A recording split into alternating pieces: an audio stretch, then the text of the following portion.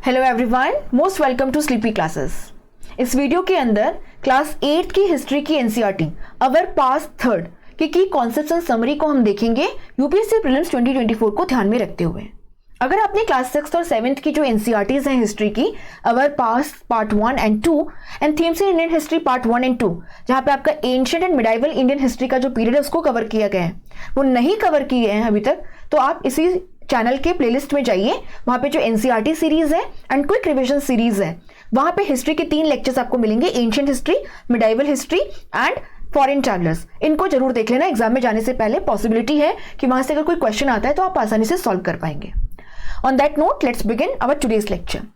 शुरू करने से पहले यहाँ पे आपको एक बात है, उसको ध्यान में रखना होगा कि क्लास 8 की जो आपकी एनसीईआरटी है अवर पास्ट थर्ड, इसके अंदर बेसिकली 1707 से लेके 1947 वाला जो टाइम पीरियड है, जिसे आप मॉडर्न इंडियन हिस्ट्री कहते हैं या जिसको कॉलोनियल पीरियड कहा जाता है, उससे डिस्कस किया गया है। तो ये चीज आपको यहां पे ध्यान में रखनी है।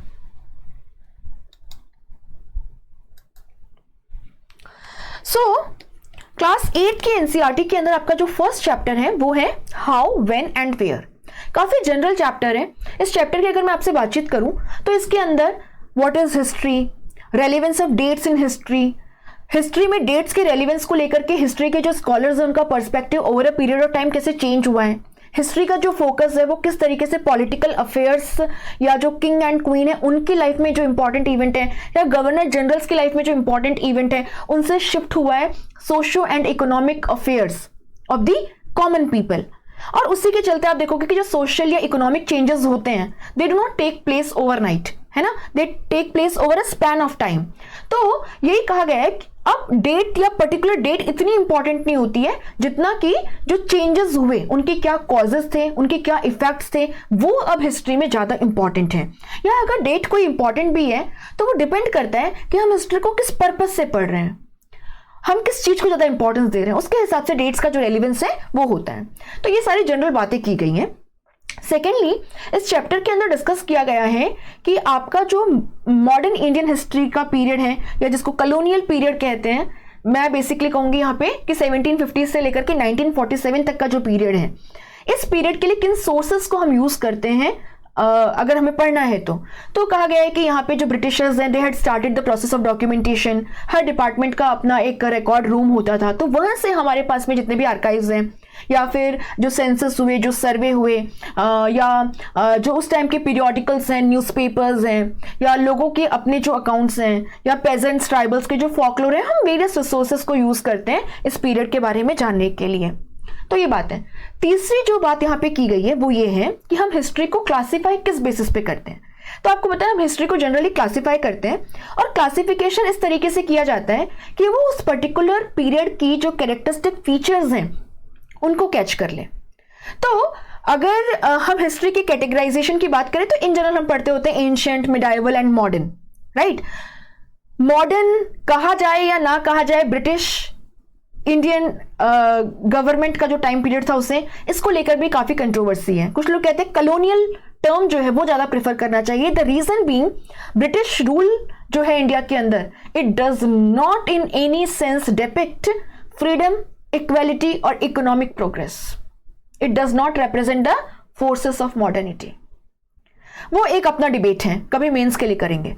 प्रीलिम्स के लिए अगर हम बातचीत करें इस टॉपिक से, एक इंपॉर्टेंट जो पॉइंट है वो ये है कि एक Scottish economist and political philosopher हुए जिनका नाम था जेम्स मिल।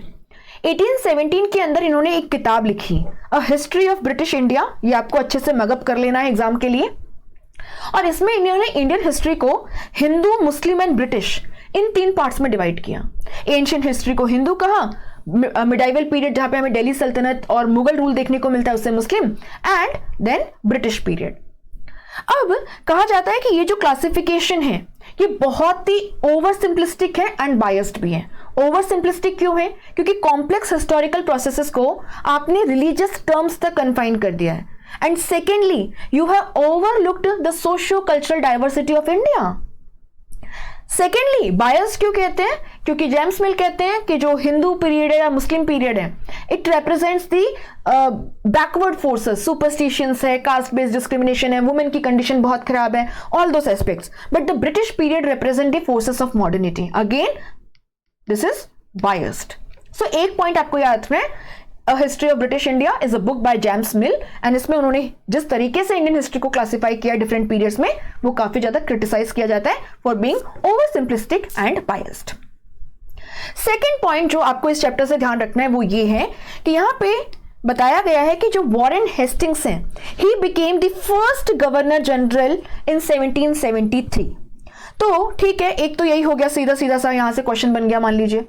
दूसरा, आपको रेगुलेटिंग एक्ट ऑफ 1773 के बारे में पता होना चाहिए. तो एनसीईआरटी से भी जो आपके एक्स्ट्रा पॉइंट्स हैं उनको हमने यहीं पे इंक्लूड कर दिया ताकि आप यहीं पे इसको कवर कर लें. रेगुलेटिंग एक्ट ऑफ 1773 क्यों इंपॉर्टेंट है? क्योंकि आप देखेंगे यहां पर पहली बार ब्रिटिश कैबिनेट जो है वो डायरेक्टली इंटरफेयर करेगा ईस्ट इंडिया कंपनी के इंडियन अफेयर्स में. सेकेंडली, आप यहां पे देखिए कि यहां पे कहा गया, बेसिकली अगर पहले मैं आपको एक्सप्लेन करूं तो जितनी भी ब्रिटिश टेरिटरीज थी इंडिया के अंदर, जब हम 1773 की बात कर रहे हैं, उनको 3 पार्ट्स में डिवाइड किया गया था. एक आपकी Bombay presidency, Bengal presidency and Madras presidency. यहां पे गवर्नर्स जो हैं उन्हें ईस्ट इंडिया कंपनी अपॉइंट करती थी. रेगुलेटिंग एक्ट ऑफ 1773 जो ब्रिटिश पार्लियामेंट ने पास किया था, इसके अंदर आप देखेंगे न केवल British cabinet east India company के इंटरनल अफेयर्स में इंडिया में इंटरफेयर कर रहा है, और यहां पे इसकी शुरुआत हो रही है फाइनली 1857 में, they will took over the control of India from east India company. दूसरा, आप यहां पे क्या देखोगे, सेंट्रलाइजेशन ऑफ एडमिनिस्ट्रेशन की शुरुआत भी हो रही है, क्योंकि कहा गया कि जो बंगाल का गवर्नर है, now he will become the governor general and he will be superior in position to the governor of Bombay and the governor of Madras. Bengal का जो गवर्नर है, कहा गया कि there will be a council to assist him and there will be 4 members in this council. एक और important point, regulating act of 1773 जो है, इसके वाया कैलकाटा में एक सुप्रीम कोर्ट जो है इसको एस्टेब्लिश किया गया. इसमें एक चीफ जस्टिस एंड 3 अदर जजेस थे. 1781 का अमेंडमेंट जो है वो बहुत इंपॉर्टेंट है, क्योंकि कहा गया कि अब जो गवर्नर जनरल है, जो काउंसिल है, या जो सर्वेंट्स ऑफ गवर्नमेंट है, they do not fall under the jurisdiction of the supreme court which had been established in Calcutta by the regulating act of 1773. इसको ध्यान रखना. तो रेगुलेटिंग एक्ट ऑफ 1773 क्यों इंपॉर्टेंट है? 2 पर्पसेस से. एक, beginning of interference of the British government in the affairs of East India Company in India. Secondly, it marks the beginning of centralization of administration in British India. And third point, Supreme Court वाला point भी आप याद रखिएगा.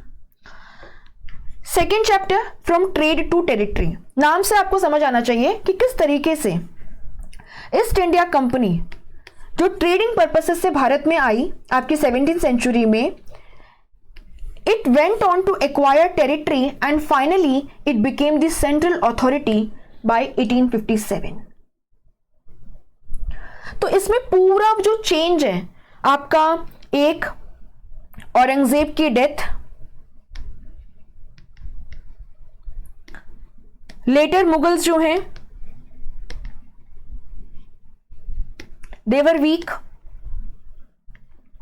And जब centre कमजोर हो रहा है तो जो मुगल सूबेदार हैं, मुगल गवर्नर्स हैं डिफरेंट प्रोविंसेस के अंदर, दे asserted independence.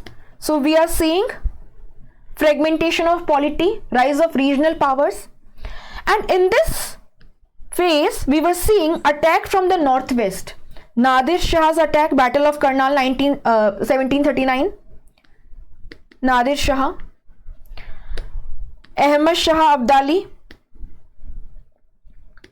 1748 से लेके 1761 and even after that repeatedly he will keep on attacking from north west. So centre कमजोर है, रीजनल पावर्स एमर्ज हो रहे हैं और नॉर्थ वेस्ट से अटैक हो रहे हैं. और ऐसे में यहां पे प्रेजेंट थी काफी सारी trading companies, Portuguese, the Dutch, the English, the Danish and the French. आप देखोगे कि ये जो कंपनीज हैं ये आई थी इंडिया में ट्रेड के पर्पज से, बट क्योंकि इनका जो इंटरेस्ट है वो एक सिंगल सेट ऑफ कमोडिटीज के अंदर था, there began a fierce competition between them. Why so? Because सबको कॉटन चाहिए, सिल्क चाहिए, पेपर एंड अदर स्पाइसेस चाहिए, इंडिगो चाहिए। अगर इन सबको सेम सेट ऑफ आइटम्स चाहिए हैं तो ऑब्वियस सी बात है लोकली जो प्राइसेस हैं they will rise. Now these companies started fighting among themselves to have monopolistic control over the trade with India.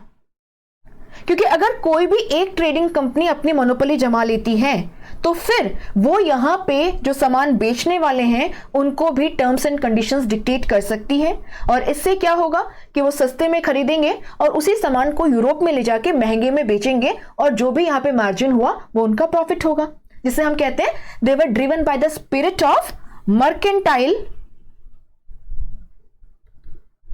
Capitalism. तो ट्रेड के वाया प्रॉफिट कमाना। अब पहले कंपनीज में आपस में ट्रेड के ऊपर मोनोपोली जमाने के लिए लड़ाई शुरू हुई, और फिर जब इनमें आपस में लड़ाई शुरू हुई और इन्होंने अपने जो फोर्ट्स वगैरह हैं उनको फोर्टिफाई करना शुरू किया, एंड इंडियन जो रूलर्स हैं उनके इंटरनल मैटर्स में इंटरफेयर करना शुरू किया ताकि इनको काफी सारे कंसेशंस मिल जाए, ट्रेडिंग कंसेशंस मिल जाए एंड प्रिविलेजेस जो हैं वो मिल जाए। तो आप देखोगे कि कहीं ना कहीं जो इंडियन पावर्स हैं उनके साथ में भी इनके कॉन्फ्लिक्ट एंड टेंशन जो है वो शुरू हो गई, जो कभी कभी हमें कन्फ्रंटेशन के रूप में देखने को मिली। एंड ग्रेजुअली जो ट्रेडिंग कंपनीज आई थी, आप देखेंगे इनमें से दो ट्रेडिंग कंपनी, एक इंग्लिश एंड दूसरे फ्रेंच, इनके बीच में बहुत फियर्स कंपटीशन होता है, जिसके अंदर इंग्लिश जो है they emerged victorious. And English East India company जो है आप देखोगे कि बहुत ही रैपिडली 1740s में शुरुआत करके 1857 तक ये इंडिया का 63% जो टेरिटरी है और जो 78% पॉपुलेशन है उसको डायरेक्टली एडमिनिस्टर करेगी, एंड बाकी काफी सारा एरिया जो है वो इनके इनडायरेक्ट इन्फ्लुएंस में था। तो इस चैप्टर में बेसिकली आपको पूरी यही कहानी जो है वो देखने को मिलेगी।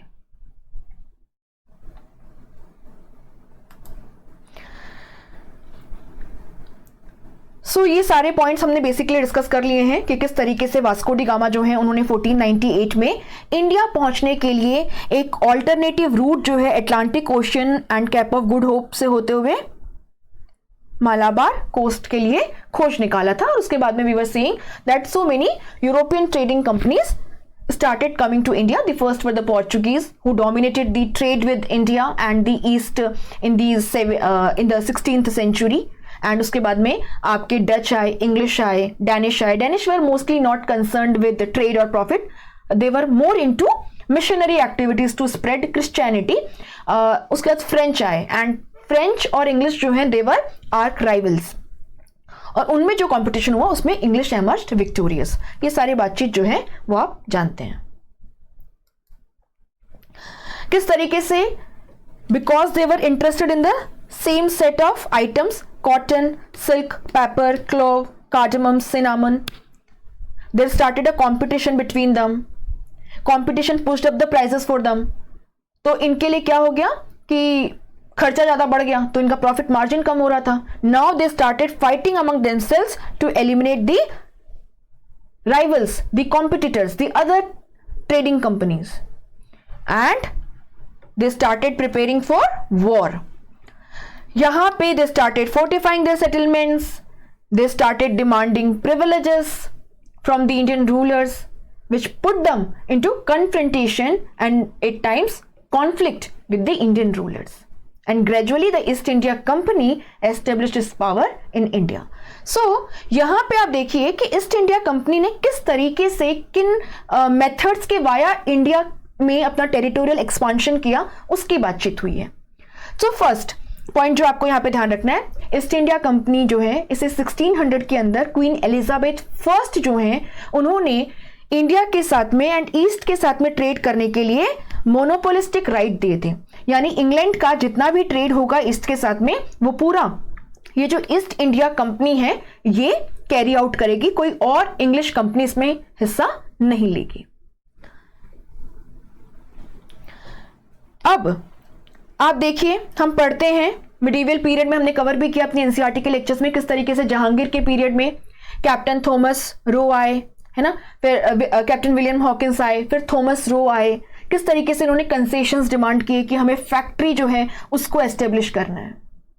और फैक्ट्री आपको पता है यहाँ पे किसी भी तरीके का कोई मैन्युफैक्चरिंग नहीं होता था, it was basically a warehouse, और यहाँ पे कुछ ऑफिसेस होते थे कंपनी के ऑफिशियल्स के लिए।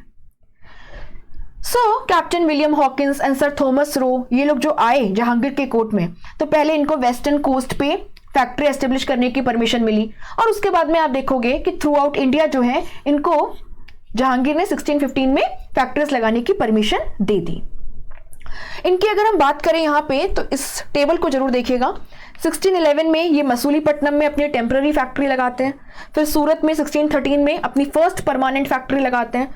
उसके बाद आप देखोगे कि भाई 1623 अगर हम बातचीत करें तो आपका सूरत है, भरूच है, अहमदाबाद है वेस्टर्न कोस्ट पे, मसूलीपट्टनम ईस्टर्न कोस्ट पे, आगरा है, यहाँ पे इनकी फैक्ट्रीज एस्टेब्लिश हो चुकी थी। उसके बाद में इन्होंने उड़ीसा में फैक्ट्री लगाई।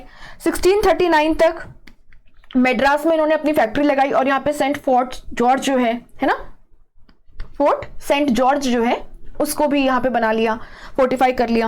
आप आगे देखेंगे यहाँ बातचीत हुई है हुगली की, तो ये ध्यान रखना कि बंगाल के अंदर कंपनी की जो फर्स्ट फैक्ट्री है वो थी हुगली के अंदर। 1668 तक आप देखोगे कि बॉम्बे में भी इन्होंने अपना बेस बना लिया था। सो अगर हम यहाँ पे बातचीत करें तो वेस्टर्न कोस्ट पे बॉम्बे इनका मेन बेस बन गया था। अगर हम ईस्टर्न कोस्ट पे यहाँ बातचीत करें तो आप देखोगे साउथ में मद्रास इनका एक इंपॉर्टेंट बेस बन गया था, और अब ये चाहते थे कि ऐसा ही एक इंपॉर्टेंट बेस जो है वो इनको यहाँ बंगाल में भी मिल जाए। बंगाल में हुगली में इनकी फैक्ट्री तो थी, यहां इन्होंने थोड़ा बहुत फोर्टिफिकेशन भी किया था। इनफैक्ट आप देखिए 1686 के अंदर they tried to control Hooghly, take it out of the control of the Mughals, but फिर औरंगजेब के टाइम पे मुगल्स जो है they were still very powerful. So these merchants है ना सबमिटेड बिफोर औरंगजेब, एंड 1691 के अंदर औरंगजेब ने एक फरमान जो है वो जारी किया, और इस फरमान के वाया ईस्ट इंडिया कंपनी को यह प्रिविलेज ग्रांट किया गया कि वो बंगाल में अपना ट्रेड कैरी आउट कर सकती है without paying any customs duty और एनी अदर चार्जेस और levy except on the payment of ₹3000 annually. इसके बाद में 1698 में इन्होंने क्या किया, उस टाइम पे जो मुगल गवर्नर था बंगाल का, उससे सुदानती, कालीकटा और गोविंदपुर जो है इसकी जमींदारी ले ली, और यहां पे आगे चल के कैलकाटा इनका एक इंपॉर्टेंट बेस बन गया। इसके अलावा कासिम बाजार जो है वो भी इनका एक इंपॉर्टेंट बेस था बंगाल के अंदर।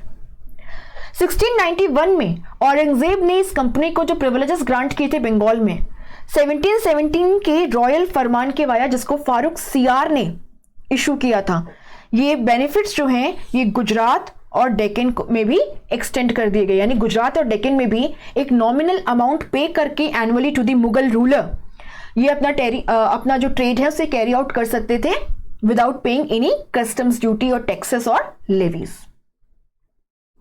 इसीलिए इसको Magna carta of east India company भी कहते हैं, दी रॉयल फरमान ऑफ 1717। तो यहां पे आप देख रहे हो कि अभी तक जब हम बातचीत कर रहे हैं तो ये कंपनी जो है ये एक ट्रेडिंग कंपनी है जिसका मेन मोटो क्या है, ट्रेड से प्रॉफिट कमाना। तो यहां पे सस्ते में मैन्युफैक्चर्ड आइटम्स को खरीदना और इनको महंगे में जाके यूरोप में बेचना, मार्जिन के वाया अपना प्रॉफिट कमाना। बट आप देखिए इन्होंने हुगली जो है उसके ऊपर अपना टेरिटोरियल कंट्रोल एस्टेब्लिश करने की कोशिश की थी, बिकॉज हुगली जो है वो इनके लिए बहुत इंपॉर्टेंट पोर्ट हुआ करता था, but they could not control it, so they were waiting for the right opportunity. Aurangzeb की डेथ के बाद में जब मुगल्स कमजोर पड़ने लगे, लेटर मुगल्स का पीरियड, और जो हमने इसमें बात की आपके पॉलिटिकल फ्रेगमेंटेशन की एंड किस तरीके से रीजनल स्टेट्स एमर्ज हो रहे हैं, नॉर्थ वेस्ट से अटैक हो रहा है, इसमें अब ये जो आपकी ट्रेडिंग कंपनीज प्रेजेंट थी स्पेशली इस पीरियड के अंदर आपके English and French, now they wanted कि ये इंडियन जो अफेयर्स हैं इनमें इंटरफेयर करें और इंडिया में पपेट रूलर्स जो हैं, जो इनके इशारों पे नाचें, उनको गद्दी पे बिठा दें और इनसे प्रिविलेजेस एंड जो कंसेशंस हैं वो डिमांड करें। बट ग्रेजुअली देखते ही देखते आप देखोगे they started controlling territories themselves, they became the nawabs और the nawabs and then it became a central power, main power by 1857। अब ये किया कैसे, ये कहानी बहुत ज्यादा इंटरेस्टिंग है और इस चैप्टर में इसको कवर किया गया है। तो फर्स्ट था king maker formula. King maker formula में वही है, इंडियन स्टेट्स हैं, इनके इंटरनल मैटर्स में इंटरफेयर करो, एक पार्टी को दूसरी पार्टी के अगेंस्ट सपोर्ट करो और जब जिस पार्टी को आप सपोर्ट कर रहे हो वो पावर में आ जाती है तो उससे ट्रेड कंसेशंस एंड प्रिविलेजेस जो हैं वो डिमांड करो। ये इन्होंने कहां पे किया था, अगर आपको याद हो तो जो आपके कर्नाटिक वॉर्स हैं 1746 से लेके 1748 battle of saint Thome, 1749 battle of Ambur in Vellore, battle of Wandiwash 1760 जो थर्ड एंग्लो कर्नाटिक वॉर या एंग्लो फ्रेंच वॉर का पार्ट था। आप यहां देखिए किस तरीके से इंग्लिश और फ्रेंच जो हैं वो इंडियन अफेयर्स में इंटरफेयर करना शुरू कर देते हैं एंड अल्टीमेटली आपका जो सेकेंड एंग्लो कर्नाटिक वॉर था इसमें इंग्लिश जो हैं वो हैदराबाद के अंदर एंड कर्नाटक के अंदर अपने पपेट रूलर्स को बिठाने में सक्सेसफुल रहते हैं और नॉर्दर्न सरकार्स वाली जो टेरिटरी है वो भी इंग्लिश जो है उन्हें मिल जाती है। 1760 का जो बैटल ऑफ वॉन्डिवॉश है इसके अंदर इंग्लिश फ्रेंच को हरा देते हैं एंड आपका जो थर्ड एंग्लो कर्नाटिक वॉर है उसका ट्रीटी ऑफ पेरिस होती है 1763 में।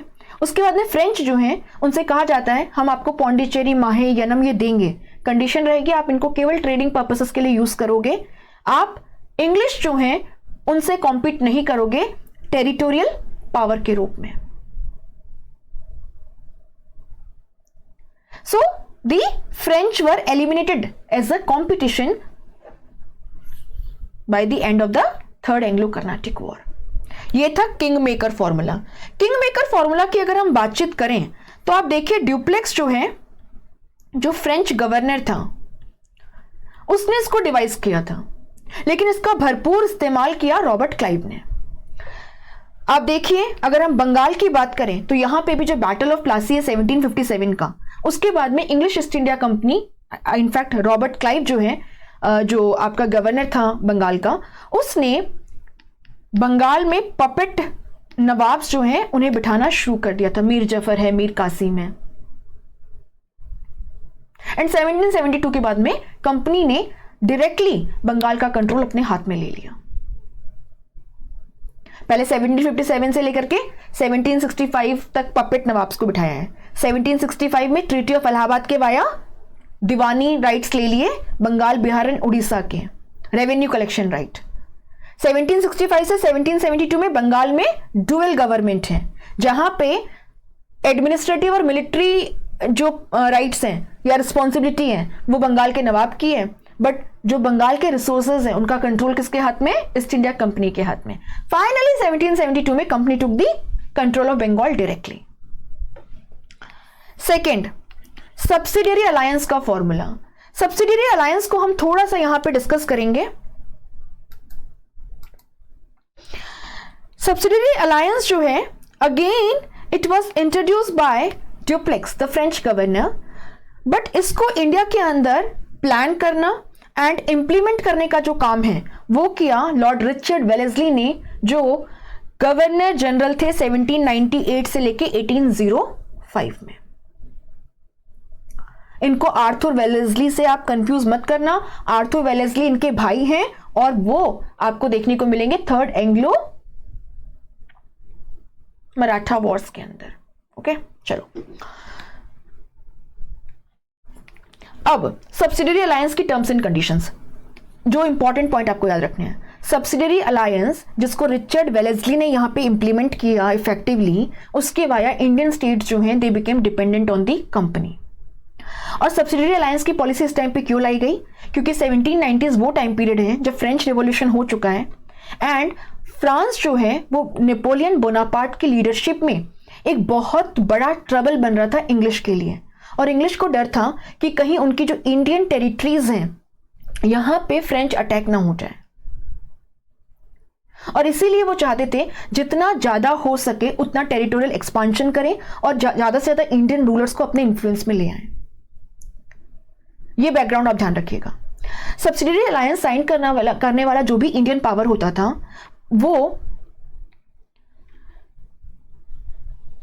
कंपनी की इस कंडीशन को या शर्त को मान लेता था कि कंपनी जो है वो उसके प्रोटेक्शन का पूरा ध्यान रखेगी। अगर इंटरनल रिवोल्ट होता है या कोई एक्सटर्नल थ्रेट होती है, company will be there to protect the ruler and the state. But बदले में रूलर जो है उसे अपनी जो आर्म्ड फोर्सेस हैं उन्हें डिसबैंड करना पड़ता था, और अब कंपनी जो है वो अपना आर्मी का एक कॉन्टिंजेंट उस स्टेट की टेरिटरी में रखती थी। इसके मेंटेनेंस के लिए जो खर्चा होगा वो इंडियन स्टेट देगा। अगर आप रेवेन्यू में नहीं पे कर सकते हैं तो फिर आप एक काम कीजिए कि टेरिटरी जो है वो हमें दे दीजिए। फॉर एग्जांपल 1801 में जब अवध ने सब्सिडियरी अलायंस साइन करी तो उसके बाद में क्या किया गया, उसके बाद में अवध जो है उससे उसकी टेरिटरी का एक हिस्सा ले लिया गया। कहा गया कि जो ब्रिटिश आर्मी हम आपके यहाँ रखेंगे आपके प्रोटेक्शन के लिए, उसका खर्चा कौन उठाएगा। तो आप क्या देख रहे हो कि जो मिलिट्री मैटर्स है उसमें इंडियन स्टेट जो है वो कंप्लीटली डिपेंडेंट हो गए ब्रिटिशर्स पे after signing the subsidiary alliance, जिस किसी ने भी साइन करी। दूसरा आप यहां पे देखोगे कि it was also loss of revenue and territory for the Indian state. If this was not enough they lost control over the foreign affairs also. न किसी से आप संधि कर सकते हैं, न लड़ाई कर सकते हैं, न डील कर सकते हैं, न फॉरेनर्स को अपने सर्विसेज में हायर कर सकते हैं। सब्सिडियरी अलायंस साइन करने वाले जो स्टेट्स हैं उनको थोड़ा देख लेते हैं। So Hyderabad was the first state, it signed it in 1798।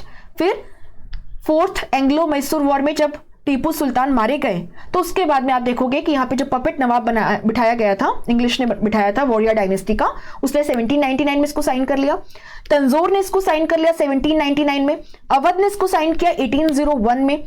Peshwa Marathas है ना, बाजीराव सेकंड इसको साइन कर लेंगे ट्रीटी ऑफ बसई 1802 के बाद। एंड सिंधिया एंड गायकवाड़ जो हैं वो भी इसको साइन कर लेंगे 1803 के अंदर। तो ये आपको थोड़ा सा जो सीक्वेंस है वो एग्जाम पर्पस से याद रखना है। ओके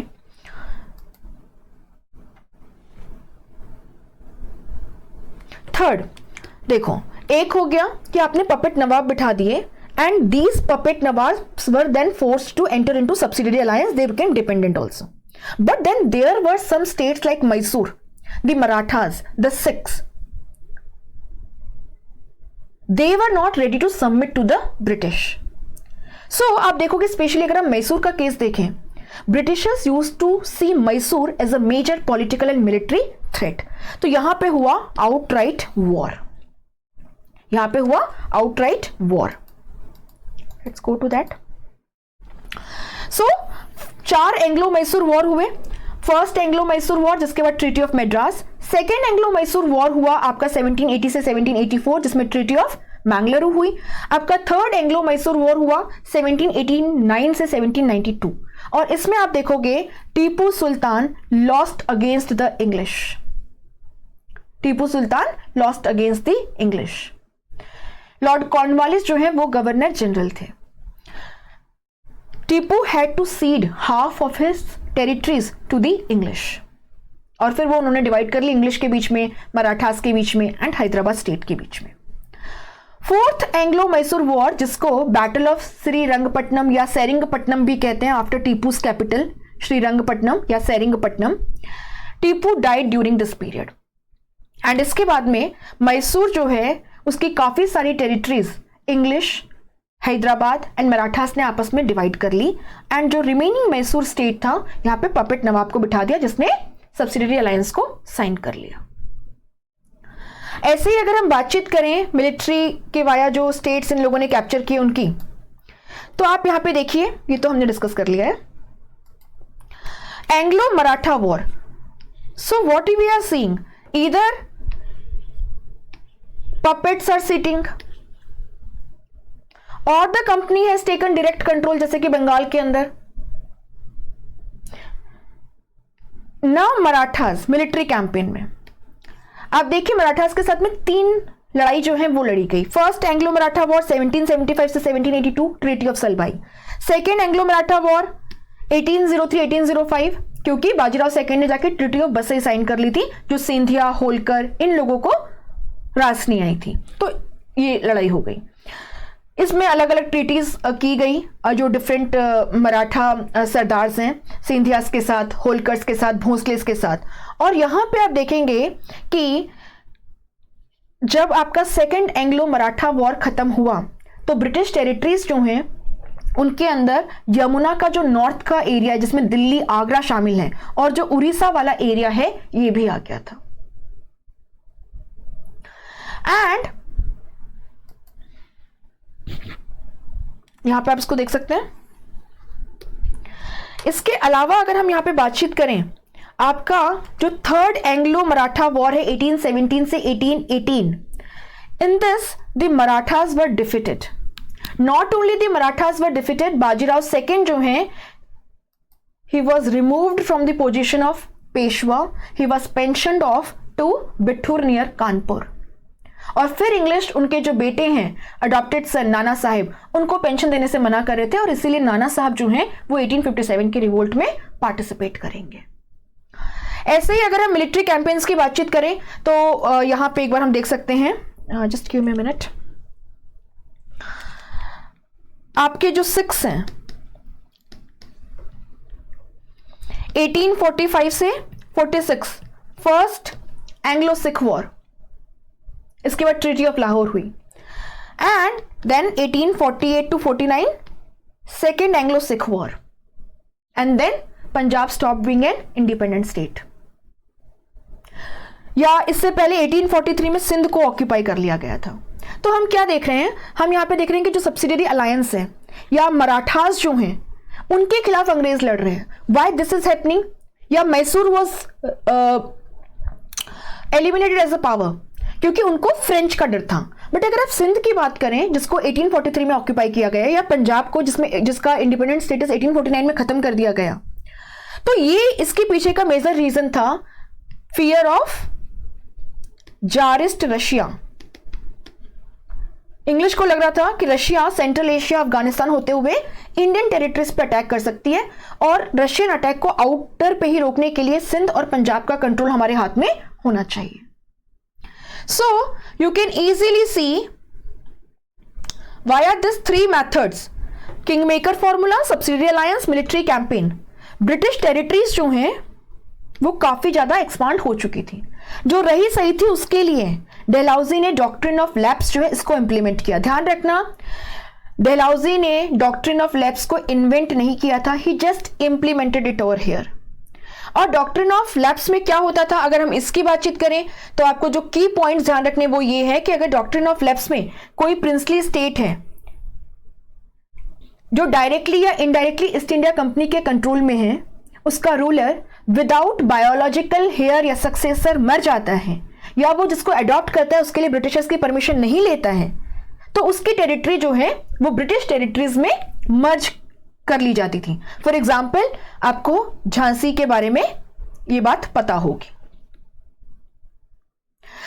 काफी सारे स्टेट्स जैसे Satara in 1848, Sambalpur in 1850, Udaipur in 1852, Nagpur in 1853, Jhansi in 1854, they lost their sovereignty due to the doctrine of lapse.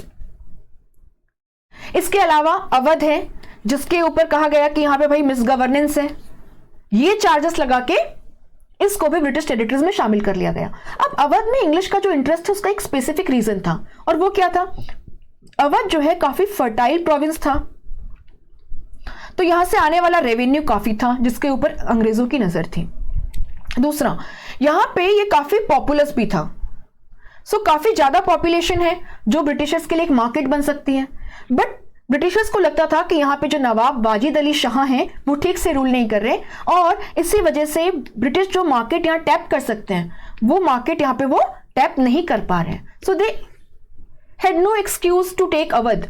अगर आप देखें तो बैटल ऑफ बक्सर के बाद ट्रीटी ऑफ इलाहाबाद से ही अवध जो है वो ब्रिटिशर्स का फ्रेंड कम फॉलोवर था। 1801 में इन्होंने सब्सिडियरी अलायंस भी साइन कर ली थी and they had become dependent on the British, but now what we are seeing, it was still annexed because the British had economic interest over here. So by 1857 जैसे हमने कहा 63% India की territory and 78% India की जो population है वो directly British control में थी, एंड बाकी काफी सारा एरिया जो है जैसे कि हैदराबाद है, मैसूर है ना, आपके जो राजपूताना के स्टेट्स हैं, they were under indirect influence of the British, they had become a major power. अब इसमें ना कुछ एक दो इंपॉर्टेंट पॉइंट्स भी हैं, जैसे कि आप देखिए लॉर्ड हेस्टिंग्स जो कि गवर्नर जनरल रहे 1813 से लेके 1823 तक, उन्होंने पॉलिसी ऑफ पैरामाउंसी जो है इसको शुरू किया। अब ये क्या थी, यहां पे कंपनी जो है उसने क्लेम किया कि दे आर द सुप्रीम और द पैरामाउंट अथॉरिटी, इसीलिए इनके पास पावर है कि ये किसी भी इंडियन स्टेट को एनेक्स कर सकते हैं या उसे एनेक्स करने की धमकी दे सकते हैं। So policy of paramountcy, the Britishers are paramount और supreme authority and so they are justified in annexing Indian states और थ्रेटनिंग टू अनेक्स देम। इसके खिलाफ रिवोल्ट भी हुआ। फॉर एग्जाम्पल रानी चेन्नम्मा का जो रिवोल्ट है, द क्वीन ऑफ कित्तूर, ये बहुत फेमस है। So Rani Chennamma revolted against the policy of paramountcy of the British. She was arrested in 1824. She died in prison while in 1829, but her people carried on the struggle against the British. Finally, it was completely suppressed by 1830. तो Rani Chennamma, queen of Kittur, and इनका जो policy of paramountcy के against rebellion है, ये आपको थोड़ा ध्यान रखना है, ऐसे क्वेश्चंस आ सकते हैं।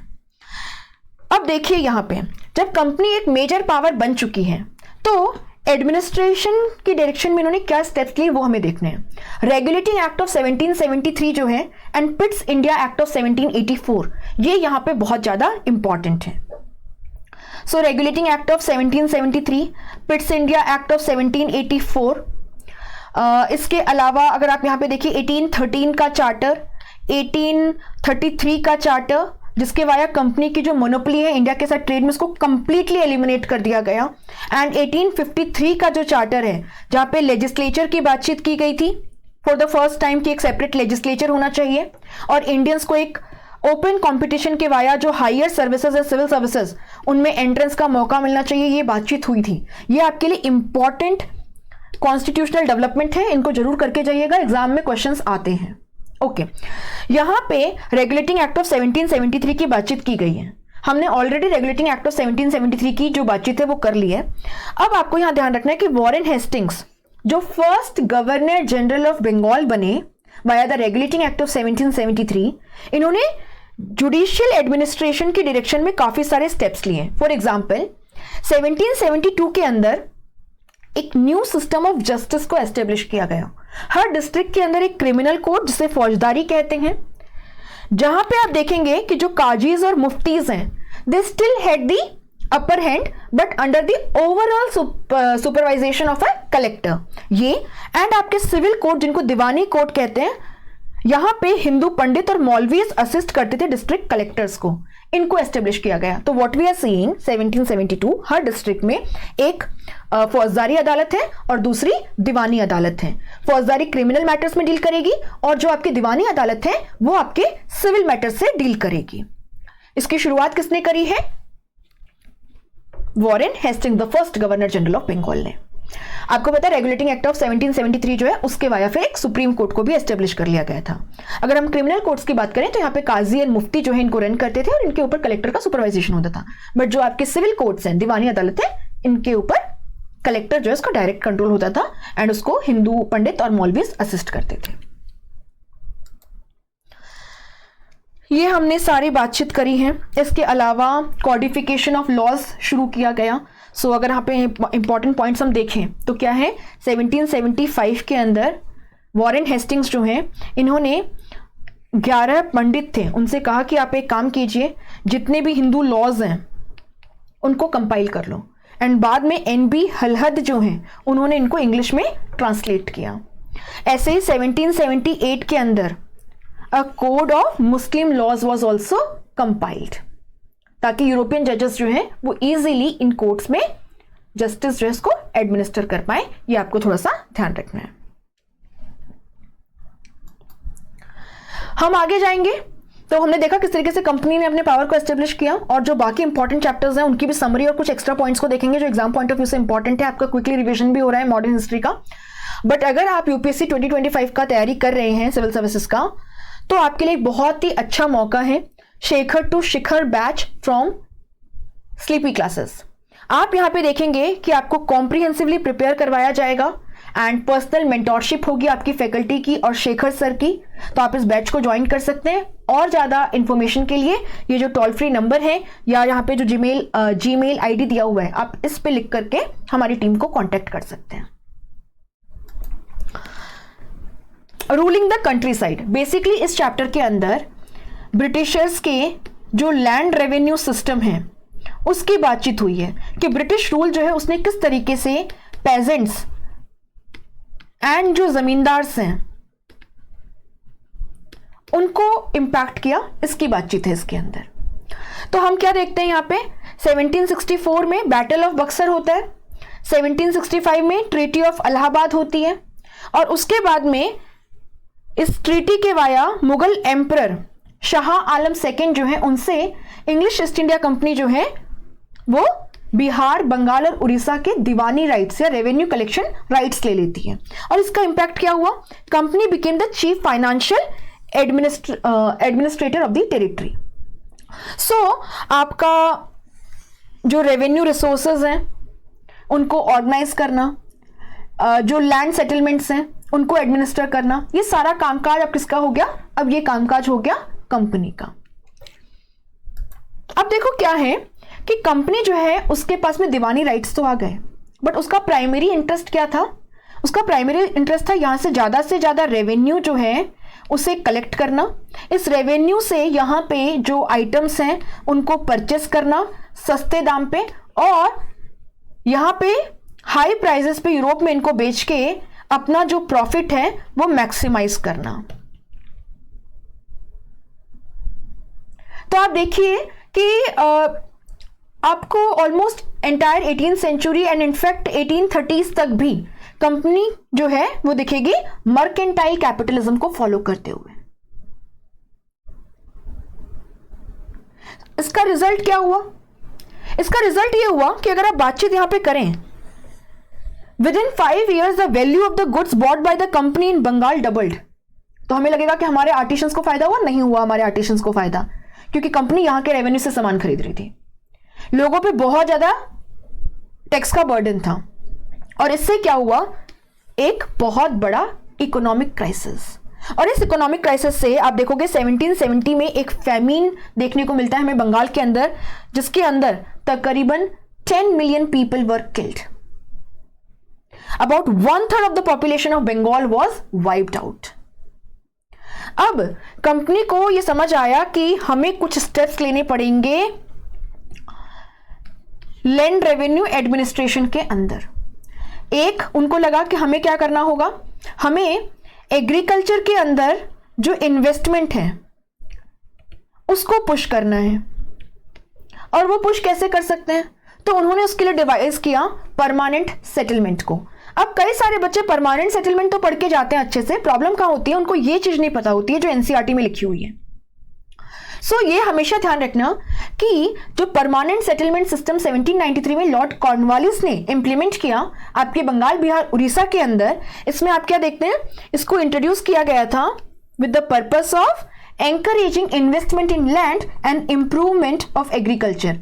क्योंकि अगर ये होगा तभी कंपनी जो है उसके पास में एक स्टेबल बेसिस पे रेवेन्यू फ्लो होगा और वो अपना जो प्रॉफिट है उसको सस्टेन कर पाएगी। ठीक है। परमानेंट सेटलमेंट, यहां पे आपको जो की पॉइंट्स याद रखने वो क्या है, जमींदार जो हैं उनको ओनर्स बना दिया गया और जो कल्टीवेटर हैं वो अपने ही लैंड पे टेनांट बन गया। जमींदार को ओनर तो बनाया गया, बट यहां पे था सनसेट लॉ कि भाई जो ड्यू अमाउंट है वो ड्यू डेट को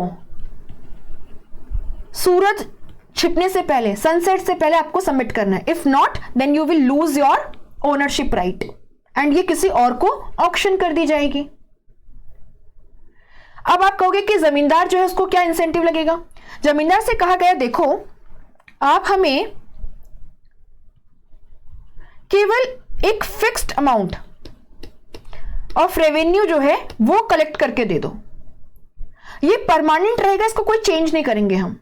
अगर आप कुछ भी एक्स्ट्रा कलेक्ट करते हो तो वो आपका अपना होगा। अब ईस्ट इंडिया कंपनी को लग रहा था हमने जमींदार को ये छूट दे दी है कि आप जो भी एक्स्ट्रा कलेक्ट कर सकते हो आप कर लो, तो जमींदार जो है उसके पास रिसोर्सेज हैं, वो ज्यादा से ज्यादा इन्वेस्ट करेगा एग्रीकल्चरल लैंड के अंदर, क्योंकि अगर एक्स्ट्रा रेवेन्यू कलेक्ट होता है तो जमींदार का ही फायदा है। बट प्रॉब्लम क्या हुई कि ये जो फिक्स्ड अमाउंट था ये इतना हाई होता था कि जमींदार इसको भी कलेक्ट नहीं कर पाते थे एंड इसीलिए उनका लैंड जो है वो ऑक्शन हो जाता था। And this permanent settlement system created a new class of hereditary zamindars which was loyal to the British because it owed its position to East India company only. तो आपको ये ध्यान रखना है। दूसरा, अब धीरे धीरे कंपनी को रियलाइज होने लगा कि हमारा एडमिनिस्ट्रेटिव जो रिस्पॉन्सिबिलिटी है वो बढ़ता जा रहा है, हमें और रेवेन्यूज की जरूरत है, ये जो हमने रेवेन्यू फिक्स किया था ये सही नहीं है। ऊपर से आप देखो किसान के ऊपर बहुत प्रेशर था परमानेंट सेटलमेंट सिस्टम में, जमींदार ज्यादा से ज्यादा एक्सट्रैक्ट करना चाहता था। जमींदार जो है जिसे हम एक्सपेक्ट कर रहे थे कि वो लैंड में इन्वेस्ट करेगा उसने भी नहीं किया, क्योंकि इतनी हाई डिमांड कंपनी रखती थी फिक्स्ड अमाउंट में कि जमींदार को ये श्योरिटी नहीं होती थी कि नेक्स्ट ईयर उसको ये जमींदारी राइट्स मिलेगा भी या नहीं मिलेगा। सो जमींदार भी परेशान था, किसान भी परेशान था परमानेंट सेटलमेंट सिस्टम में, और कंपनी जो है वो चाहती थी कि वो टाइम टू टाइम रेवेन्यू को रिवाइज कर पाए, कोई फिक्स्ड रेवेन्यू ना रखें। तो इसीलिए आपको दो और लैंड रेवेन्यू सिस्टम देखने को मिलते हैं, एक आपका महालवारी सेटलमेंट एंड दूसरा आपका मुनरो सेटलमेंट या रैयतवारी सेटलमेंट। अगर हम महालवारी सेटलमेंट की बात करें तो इसमें क्या किया जाता था, एक गांव या अ ग्रुप ऑफ विलेजेस जो हैं जिनको महल जो एक रेवेन्यू एस्टेट होता था, इनके जो हेडमैन हैं उनके साथ में ईस्ट इंडिया कंपनी डील करती थी कि देखो हम आपके गांव में आए, हमने आपके लैंड को इंस्पेक्ट किया, हमने उसे मेजर करा, इंडिविजुअल प्रोडक्टिविटी को देखा और उसके बेसिस पे हमने आपके गांव की कितनी प्रोडक्टिविटी होती है उसको मेजर किया है, या आपका जो महल जो रेवेन्यू एस्टेट है उसकी टोटल प्रोडक्टिविटी कितनी होती है उसको हमने मेजर कर लिया है। नाउ इसकी टोटल का इतना पार्ट जो है वो आपको ईस्ट इंडिया कंपनी को सबमिट करना है एंड टाइम टू टाइम ये जो रेवेन्यू डिमांड है ये हम रिवाइज करते रहेंगे पीरियोडिकली, ये फिक्स नहीं है। तो यहां पे जमींदार की जगह विलेज हेडमैन को रेवेन्यू कलेक्शन राइट दिए गए हैं। एंटायर महल या विलेज जो एक इंपॉर्टेंट सोशल इंस्टीट्यूशन होता था, है ना, वो यहाँ पे एक रेवेन्यू एस्टेट है। एंड दूसरा आप यहाँ पे क्या देखेंगे, आप देखेंगे यहाँ पे रेवेन्यू की जो डिमांड है वो टाइम एंड अगेन रिवाइज की जाएगी, और जब ये फिक्स की गई थी तो लैंड इंस्पेक्शन, मेजरमेंट, प्रोडक्टिविटी को ध्यान रखा गया था। बट आप देखेंगे बढ़ा चढ़ा करके ही यहाँ से कि इतना रेवेन्यू यहाँ से प्रोड्यूस होता होगा वो किया गया था। ये था हॉल्ट मैकेंजे का ब्रेन चाइल्ड, जिसको उन्होंने सबसे पहले इंप्लीमेंट कहां पे किया था, बंगाल के नॉर्थ वेस्टर्न प्रोविंसेस के अंदर। तो बंगाल प्रेसिडेंसी के नॉर्थ वेस्टर्न प्रोविंसेस जो मॉडर्न डे यूपी का कॉरस्पॉन्डिंग एरिया है वहां पे इन 1822। मुनरो सिस्टम की अगर हम बातचीत करें या रैयतवारी सिस्टम की, तो ये हॉल्ट रीड एंड मुनरो जो है उनका ब्रेन चाइल्ड था। और आप देखिए इसको सबसे पहले अलेक्जेंडर रीड जो हैं उन्होंने एक पर्टिकुलर एरिया के अंदर इंप्लीमेंट किया था which was earlier part of Tipu Sultan Mysore. So Tipu Sultan को जब हरा दिया गया एंड मैसूर का टेरिटरी जो है वो ईस्ट इंडिया कंपनी के कंट्रोल में आया, तो उसके एक पार्ट में इसको स्मॉल स्केल पे एक्सपेरिमेंटल बेसिस पे इंप्लीमेंट किया गया था अलेक्जेंडर रीड के वाया। बाद में थॉमस मुनरो जो मद्रास के गवर्नर बने 1819 से 1826 के बीच में, उन्होंने इसको मद्रास में इंप्लीमेंट किया। क्या था ये रैयतवारी? रैयत से सीधा सेटलमेंट हो रहा है, एक पॉइंट ये है ना। तो यहाँ पे किसान जो है उससे सीधा सेटलमेंट हो रहा है, यहाँ कोई मिडिल मैन नहीं है कंपनी के बीच में और कल्टीवेटर के बीच में। यहाँ पे जो रेवेन्यू की डिमांड है, अगेन वही लैंड का इंस्पेक्शन, मेजरमेंट, कौन सी क्रॉप उगा रहे हो, है ना, उसके बेसिस पे फिक्स किया जाता था। एंड तीसरा आप यहाँ पे क्या देखोगे, यहाँ पे भी जो रेवेन्यू डिमांड है उसको पीरियोडिकली रिवाइज किया जाता था एंड जनरली रेज किया जाता था। ये आपको यहाँ पे ध्यान रखना है। नाउ ये मैप थोड़ा सा ध्यान से देख लो। यहाँ पे जो परमानेंट सेटलमेंट वाले एरिया है उनको ग्रीन से डिपिक्ट किया है, रैयतवारी सेटलमेंट को लाइट ब्राउन से आप यहाँ देख सकते हैं, एंड महालवारी को ऑरेंज कलर से। तो थोड़ा सा किस किस एरिया में कौन सा लैंड टेन्योर सिस्टम था, ये आपको यहाँ पे ध्यान में रखना है। सो आप देख पा रहे होंगे जितने भी आपके लैंड रेवेन्यू सिस्टम्स हैं उनके अंदर कल्टीवेटर्स में बहुत ज्यादा रेवेन्यू प्रेशर था। एंड इनफैक्ट जमींदार क्लास जो है, जो हेरिडिटरी जमींदार थे, they also went against the British because many of them lost their land rights, especially in Bengal, Bihar and Orissa region. Now, Britishers जो है उन्होंने काफी सारे आपके जो कैश क्रॉप्स हैं उनके कल्टीवेशन को भी प्रमोट किया। आपके असम में टी प्लांटेशंस हैं, या फिर आपके जूट कल्टीवेशन है बंगाल के अंदर, शुगर केन कल्टीवेशन है या कॉटन कल्टीवेशन है। लेकिन जो क्रॉप हमारे लिए सबसे इंपॉर्टेंट है वो है इंडिगो। तो क्या है कि अगर हम बातचीत करें तो 13th सेंचुरी में ही इंडिया में पैदा होने वाला जो इंडिगो है वो आपके फ्रांस, इटली और ब्रिटेन के जो क्लॉथ मैन्युफैक्चरर्स हैं वो यूज करते थे अपने कपड़ों को डाई करने के लिए, अपने कपड़ों को रंगने के लिए। लेकिन इंडियन इंडिगो काफी कॉस्टली होता था, तो वो लोग क्या करते थे, एक ऑल्टरनेटिव प्लांट वुड इसका इस्तेमाल करते थे। बट प्रॉब्लम क्या थी कि जो इंडिगो है वो काफी रिच ब्लू कलर देता है कपड़े को, वहीं पे वुड जो है it use to give pale and dull colour. बट देखते ही देखते जब आपका न्यू वर्ल्ड ओपन हुआ अमेरिकाज और इसका कॉलोनाइजेशन हुआ, तो आप देखेंगे कि आपके कैरिबियन आइलैंड्स हैं, है ना, या ब्राजील है या जमाइका है या वेनेजुएला है, इनके अंदर भी इंडिगो प्लांटेशन शुरू हुआ।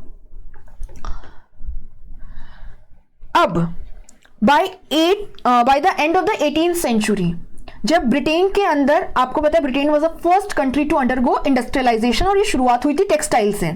सो आप यहां पे क्या देखेंगे कि 18th सेंचुरी जब खत्म हो रही है तो ब्रिटिशर्स जो हैं उनके यहां पे इंडस्ट्रियल रिवॉल्यूशन जो है वो धीरे धीरे पीक कर रहे हैं और अब जो इंडिगो है उसकी डिमांड बहुत ज्यादा है।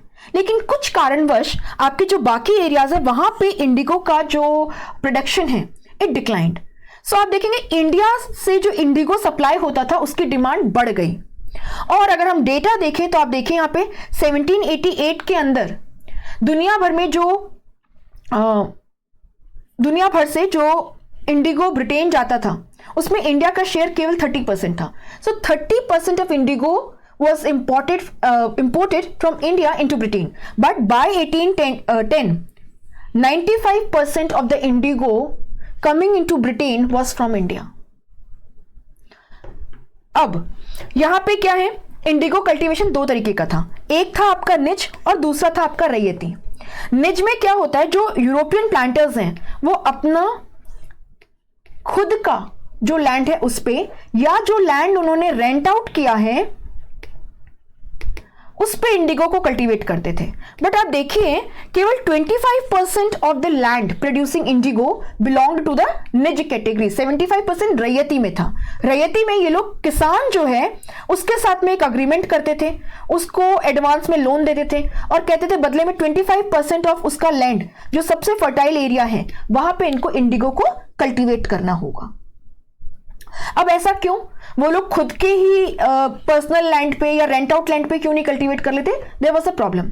इंडिगो को सबसे फर्टाइल लैंड चाहिए होता है जिसकी स्कैरसिटी थी, इसको बहुत ज्यादा लेबर चाहिए होता है, बुलक्स चाहिए होती हैं, और इतना ये यूरोपियन प्लांटर्स खर्च करने को तैयार नहीं थे। दे वांटेड कि क्यों ना किसान से एग्रीमेंट कर लें और इनको लोन दे देंगे और बाद में इनसे इस क्रॉप को लेंगे तो कह देंगे सस्ते में ले लेंगे, तो farmer will be continuously into the debt cycle, और इससे क्या होगा, he will be dependent on the European planters. तो ये सिचुएशन थी। अब प्रॉब्लम क्या है कि इंडिगो का कल्टीवेशन जो है वो किसान नहीं करना चाहते थे, रेम्यूनरेशन अच्छा नहीं था।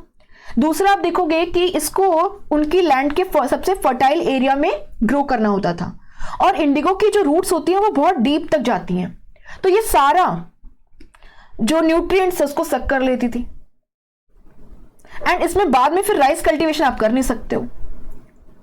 सो फाइनली बंगाल के अंदर आप देखोगे मार्च 1859 में ब्लू रिबेलियन, जहां पे थाउजेंड्स ऑफ रैयत्स जिनको इंडिगो प्लांटेशन के लिए फोर्स किया गया था या इंडिगो ग्रो करने के लिए फोर्स किया गया था, they rebelled against the European planters.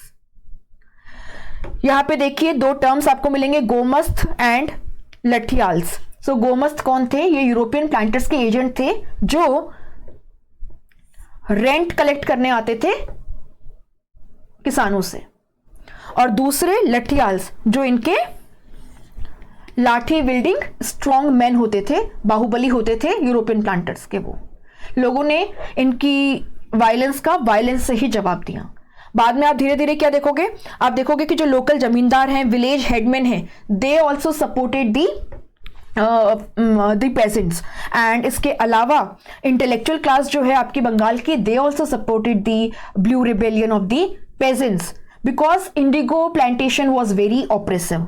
Finally government ने इंडिगो कमीशन जो है इसको सेटअप किया, और इंडिगो कमीशन ने कहा कि planters are guilty, they are using coercive methods against the indigo cultivators.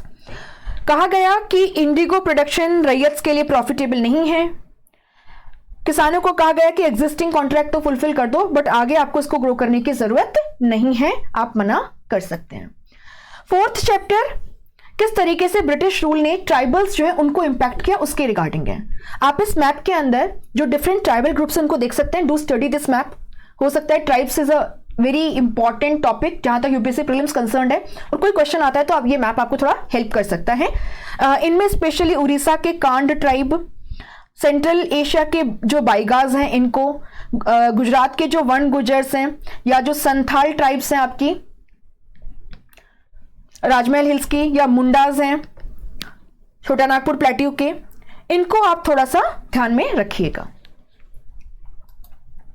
अब देखो ट्राइबल्स जो हैं या तो वो झूम कल्टीवेशन को प्रैक्टिस करते थे। झूम कल्टीवेशन में क्या होता है, लैंड का एक एरिया जो है उसको साफ किया जाता है, मतलब फॉरेस्ट का एक एरिया जो है उसको साफ किया जाता है, यहाँ पे जो ठूंठ बचते हैं उनको जला दिया जाता है, और जो पोटाश होता है वो बहुत ज्यादा फर्टिलिटी में कंट्रीब्यूट करता है सॉइल की, और फिर उस एरिया में क्रॉप्स उगाते हैं। देन कुछ समय बाद इस एरिया को छोड़ दिया जाता है, कुछ नया एरिया क्लियर किया जाता है और फिर वहां पे खेती की जाती है। तब तक ये एरिया जो है ये अपनी फर्टिलिटी को रिकवर कर लेता है। ये बहुत सारे ट्राइबल्स प्रैक्टिस करते थे। For example Rampa rebellion was in the news, है ना, लास्ट ईयर उसको I think it was in like 1924। सो आप देखेंगे 100 ईयर्स कंप्लीट हुए थे। तो आंध्रा के अंदर जो है ना Rampa rebellion which is like related to the tribal areas of Andhra, यहाँ पे पोडू कल्टीवेशन जो एक टाइप का शिफ्टिंग कल्टीवेशन या झूम कल्टीवेशन इसको प्रैक्टिस किया जाता था वहां के ट्राइबल्स के द्वारा। ब्रिटिशर्स ने जब इस पे रेस्ट्रिक्शन लगाए फॉरेस्ट लॉज ला करके, एंड ट्राइबल्स का जो फ्री मूवमेंट है या जो उनको यूज लैंड यूज करने के जो राइट्स हैं उनको रेस्ट्रिक्ट कर दिया, the tribals revolted against the British.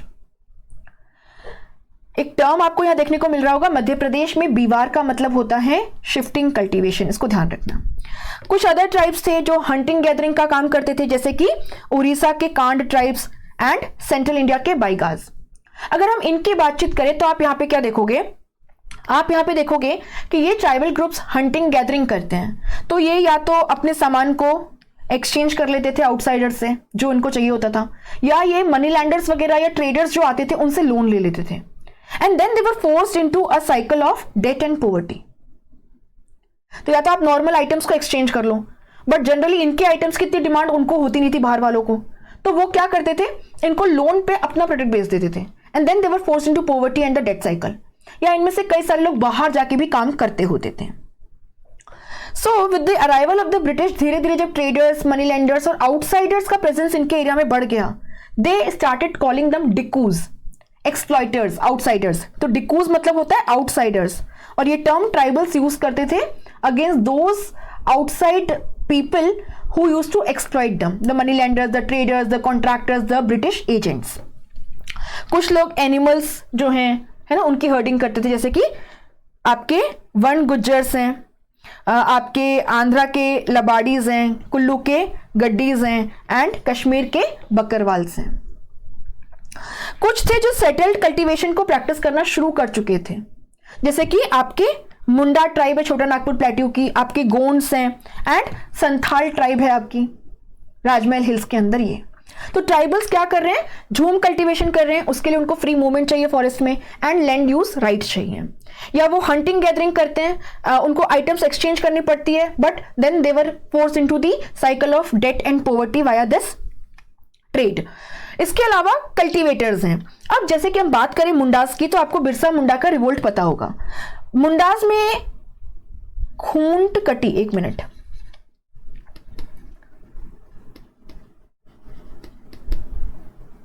खूंट कटी सिस्टम था, जिसमें क्या होता था कि जो सबसे पहले लैंड को क्लियर करता था वो लैंड उसका हो जाता था। तो यहां पे एंटायर जो कम्युनिटी है उसकी जॉइंट ओनरशिप होती थी लैंड पे। बट ब्रिटिशर्स ने क्या किया, न केवल उन्होंने सेटल्ड कल्टीवेशन को प्रमोट किया, बल्कि साथ ही साथ में जो ट्रेडिशनल कस्टमरी लैंड राइट्स होते थे उनमें भी इंटरफेयर करना शुरू किया, और यहाँ पे लैंड को एज अ प्राइवेट प्रॉपर्टी जो है वो ट्रीट करना शुरू किया। कुछ लोग लैंड ओनर्स बन गए और कुछ जो है वो टेनेंट्स बन गए। तो ब्रिटिशर्स के जो फॉरेस्ट लॉज है, जिन्होंने काफी सारी रेस्ट्रिक्शंस इंपोज की, ब्रिटिशर्स जिस तरीके से झूम कल्टीवेटर्स को जबरदस्ती सेटल करने की कोशिश कर रहे थे, क्योंकि इनको कंट्रोल करना आसान होता है, इनसे फिर रेवेन्यू भी मिलेगा। बट जो एरिया वाटर स्कैर्सिटी फेस करता है, ड्राई सॉइल होती है, वहां पे आप सेटल कल्टीवेशन नहीं कर सकते, ये ब्रिटिशर्स को समझना चाहिए था। So tribals revolted against the British. Tribal chiefs भी काफी परेशान थे, क्योंकि ब्रिटिशर्स के आने से पहले आप देखोगे ट्राइबल चीफ्स जो हैं, they had economic power, they had also right to administer and control their territories. कई केसेस में इनकी अपनी पुलिस होती थी, और ये जो लोकल रूल्स होते थे रिगार्डिंग लैंड या फॉरेस्ट मैनेजमेंट, इसको भी डिसाइड करते थे। After the coming of the British into these areas, tribal chiefs जो हैं, इनके लैंड टाइटल्स जो हैं ओवर पीस ऑफ लैंड, इसको तो रिकॉग्नाइज किया गया, बट उनके जो एडमिनिस्ट्रेटिव पावर्स थे उनको काफी कर्टेल कर दिया गया, because now they had to operate according to the laws made by the British, which significantly eroded their power. So tribal chief परेशान है, ट्राइबल्स परेशान है, ब्रिटिश रूल्स एंड रेगुलेशन से। तो होगा क्या, ये सब हमने डिस्कस कर लिया है। रिवोल्ट। सो 1906 में असम में सोंगराम सांगमा का रिवोल्ट, ये याद रखिएगा। 1930s में हम देखते हैं जब आपका सिविल डिसोबीडियंस मूवमेंट चल रहा था, तो सेंट्रल प्रोविंसेस में फॉरेस्ट सत्याग्रह चल रहा था। इसके अलावा ये सारे रिवोल्ट ध्यान रखने आपको।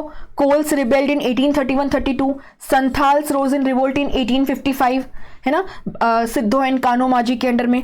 बस्तार rebellion of 1910, Warli revolt of 1914। का सबका सीक्वेंस अच्छे से याद करना, दिस इज वेरी इंपॉर्टेंट। अब यहां पे बिरसा मुंडा का जो मूवमेंट है उसको देखते हैं। तो बेसिकली बिरसा पहले क्रिश्चियन मिशनरीज के साथ रहे, और उसके बाद में एक वैष्णव प्रीचर के साथ में भी रहे। उनको एक चीज समझ में आ गई थी कि आउटसाइडर्स धीरे धीरे मुंडास के जो कस्टम्स हैं, जो ट्रेडिशंस हैं, उनमें इंटरफेयर कर रहे हैं। स्पेशली ब्रिटिशर्स, जिन्होंने उनके खूंट कटी या जॉइंट लैंड ओनरशिप सिस्टम में इंटरफेयर करना शुरू किया था, या जो आउटसाइडर्स आ रहे हैं, कॉन्ट्रैक्टर्स हैं, मनी लैंडर्स हैं, ट्रेडर्स हैं, या जो रेवेन्यू ऑफिशियल्स हैं, या जो जमींदार परमानेंट सेटलमेंट के वाया यहाँ पे आ रहे हैं, right, they are the main enemies because they are exploiting the Mundas. इनको यह भी समझ में आ गया था कि मुंडा सोसाइटी में बहुत ज्यादा सुपरस्टिशंस हैं। तो इनका दो आइडिया था। एक था कि मुंडा सोसाइटी के अंदर जो सुपरस्टिशियस बिलीफ्स हैं, या लिकर का कंजम्पशन है, विच क्राफ्ट है, सॉर्सरी है, इन सबको दूर करना। और दूसरा, ये जो आउटसाइडर्स हैं, इनको यहां से बाहर निकाल के मुंडा राज जो है उसको एस्टेब्लिश करना, एंड यहां पे लीडर कौन होगा इनका, बिरसा मुंडा होंगे। तो उन्होंने इसी डायरेक्शन के अंदर मूवमेंट शुरू किया, बट इसके जो पॉलिटिकल एम्स हैं उसकी वजह से बिरसा ब्रिटिशर्स के एनिमी बन गए। He was arrested. 1897 में इनको रिलीज किया गया। He continued his struggle. White flag जो है वो इनका सिंबल था बिरसा राज का, बट फिर 1900 में बिरसा की डेथ हो गई, but it did not go in when. आपको यहां ध्यान रखना है कि किस तरीके से इसके बाद में छोटा नागपुर टेनेंसी एक्ट जो है वो ब्रिटिशर्स लेके आए, जिसके वाया ट्राइबल से नॉन ट्राइबल्स को लैंड ट्रांसफर जो है इतना आसान नहीं रह गया था, है ना। एंड सेकेंडली आप यहां पे क्या देखोगे, आप यहां पे देखोगे कि it showed how the tribals revolted against the exploitation of the British.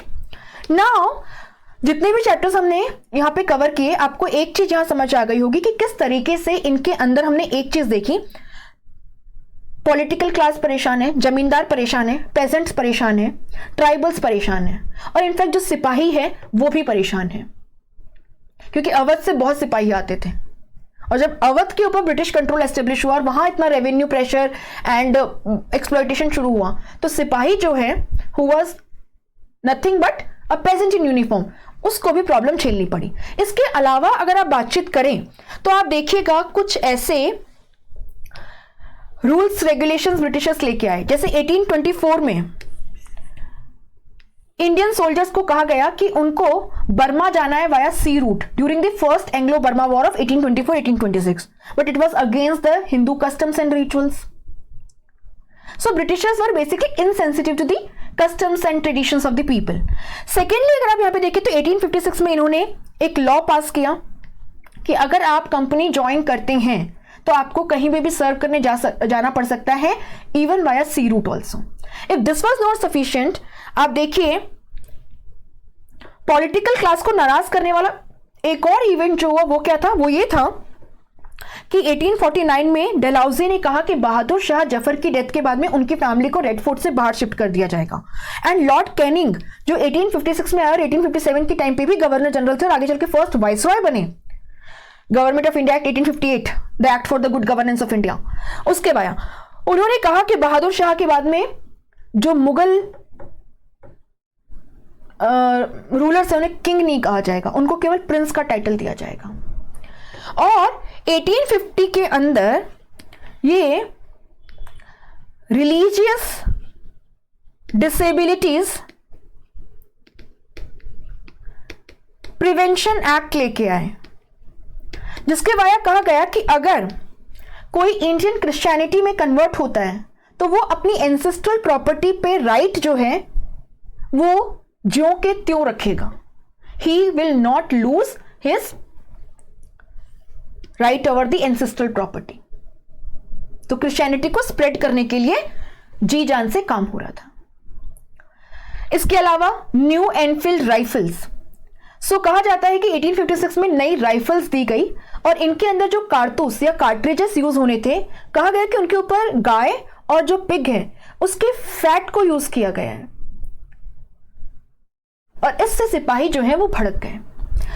Revolt के जो इंपॉर्टेंट सेंटर्स हैं जैसे कि आपका मेरठ, जहां से 1857 का रिवोल्ट शुरू हुआ, बरेली, दिल्ली, लखनऊ, कानपुर, फैजाबाद, झांसी, इनको थोड़ा सा ध्यान रखिएगा। रिवोल्ट की जो प्लेसेस हैं और इनके जो लीडर्स हैं, जैसे दिल्ली में बहादुर शाह जफर सेकेंड, लखनऊ में बेगम हजरत महल जो अपनी बेटी बिरजिश कादिर के लिए लड़ रही थी, नवाब वाजिद अली शाह की वाइफ थी ये, कानपुर में नाना साहिब जो अपनी पेंशन के लिए लड़ रहे थे, झांसी के अंदर लक्ष्मीबाई और इनको नाना साहिब के जो एसोसिएट हैं, है ना, तात्या तोपे, वो सपोर्ट कर रहे थे। इसके अलावा रानी अवंतीबाई लोधी ऑफ रामगढ़ इन मांडला रीजन ऑफ मध्य प्रदेश, मौलवी अहमदुल्लाह ऑफ फैजाबाद एंड बरेली के अंदर बख्त खां या खान बहादुर खां, इनको आपको याद रखना है। और जो इंग्लिश ऑफिशियल्स थे जिन्होंने इन मेन सेंटर्स पे इस रिवोल्ट को सप्रेस किया, इसको अच्छे से रट लीजिएगा, ये टेबल आपके सामने है ना। उसके बाद क्या हुआ आपको पता है, क्वीन विक्टोरिया का प्रोक्लेमेशन आया जिसको हम नवंबर प्रोक्लेमेशन भी कहते हैं, 1858 का, और उसमें क्वीन ने कहा कि now British crown will directly handling the territory of India. और यहाँ पे जो डिफरेंट क्लासेस हैं, जैसे कि आपके जमींदार्स हैं या जो इंडियन स्टेट हैं which remain loyal to the British, उनसे कहा गया कि हम आपके राइट्स को प्रोटेक्ट करेंगे, बट अल्टीमेटली आपको हमारी पैरामाउंसी जो है उससे एक्सेप्ट करना होगा, अदरवाइज आप इंटरनल मैटर्स को ऑटोनोमस तरीके से चला सकते हो। जो इंटेलेक्चुअल क्लासेस से कहा गया कि हम कंपटीशन को ओपन अप कर देंगे। जो कंजर्वेटिव क्लासेस को पेसिफाई करने के लिए कहा गया कि हम आपके जो कस्टमरी रिलीजियंस है या सोशल कस्टम्स है उसमें इंटरफेयर नहीं करेंगे। इंडियन सोल्जर्स का जो प्रपोर्शन था ब्रिटिश आर्मी में उसको कम कर दिया गया और यूरोपियंस की संख्या को बढ़ा दिया गया। जो सोल्जर्स आपके Awadh, Bihar, central India, south India से आते हैं, इनका नंबर कम कर दिया गया एंड गुरखा, सिख्स, पठान्स को मार्शल रेस बोल के इनका रिक्रूटमेंट जो है वो बढ़ा दिया गया।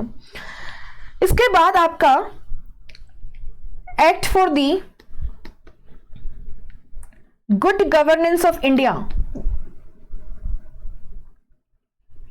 या government of India act of 1858 आया, जिसके अंदर गवर्नर जनरल की जो पोजीशन थी उसको हटा करके